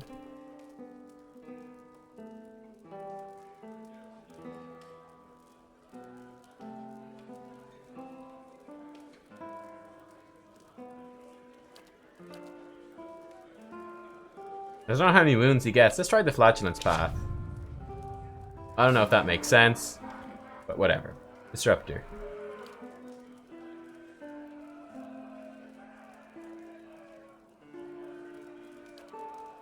Maybe I should have given him Swift Strikes. 3 wounds for this. He's got this vulnerable attack though. And he's got deflection. So in terms of his stats, he's got really good deflection actually. Maybe even too much. Because I don't know if he'll actually generate any wounds now, will he? Perhaps not. Let's give him the other one. This gives him a bunch of bonuses to those defenses. There he goes, it's active now. So he's got pretty solid defenses all around. Like, he still has 99 of this. And he's still quite deflective. I don't know, guys. He's gonna be targeted a lot. Her deflection's terrible. I don't know what we can do about it. Nothing really. We just have to give her lots of DR, which he has. He only has 7, for example. So when he gets hit, he's gonna get hit hard. I don't know. We'll try it out, I guess. Sure, let's save it here then as well. And then I'll come back afterwards. So yeah, I'm gonna go get some dinner. I'll be back in maybe like, I don't know, an hour or so, and we'll keep streaming then. And we'll go do some of the action in the White March. See you guys then. Bye-bye.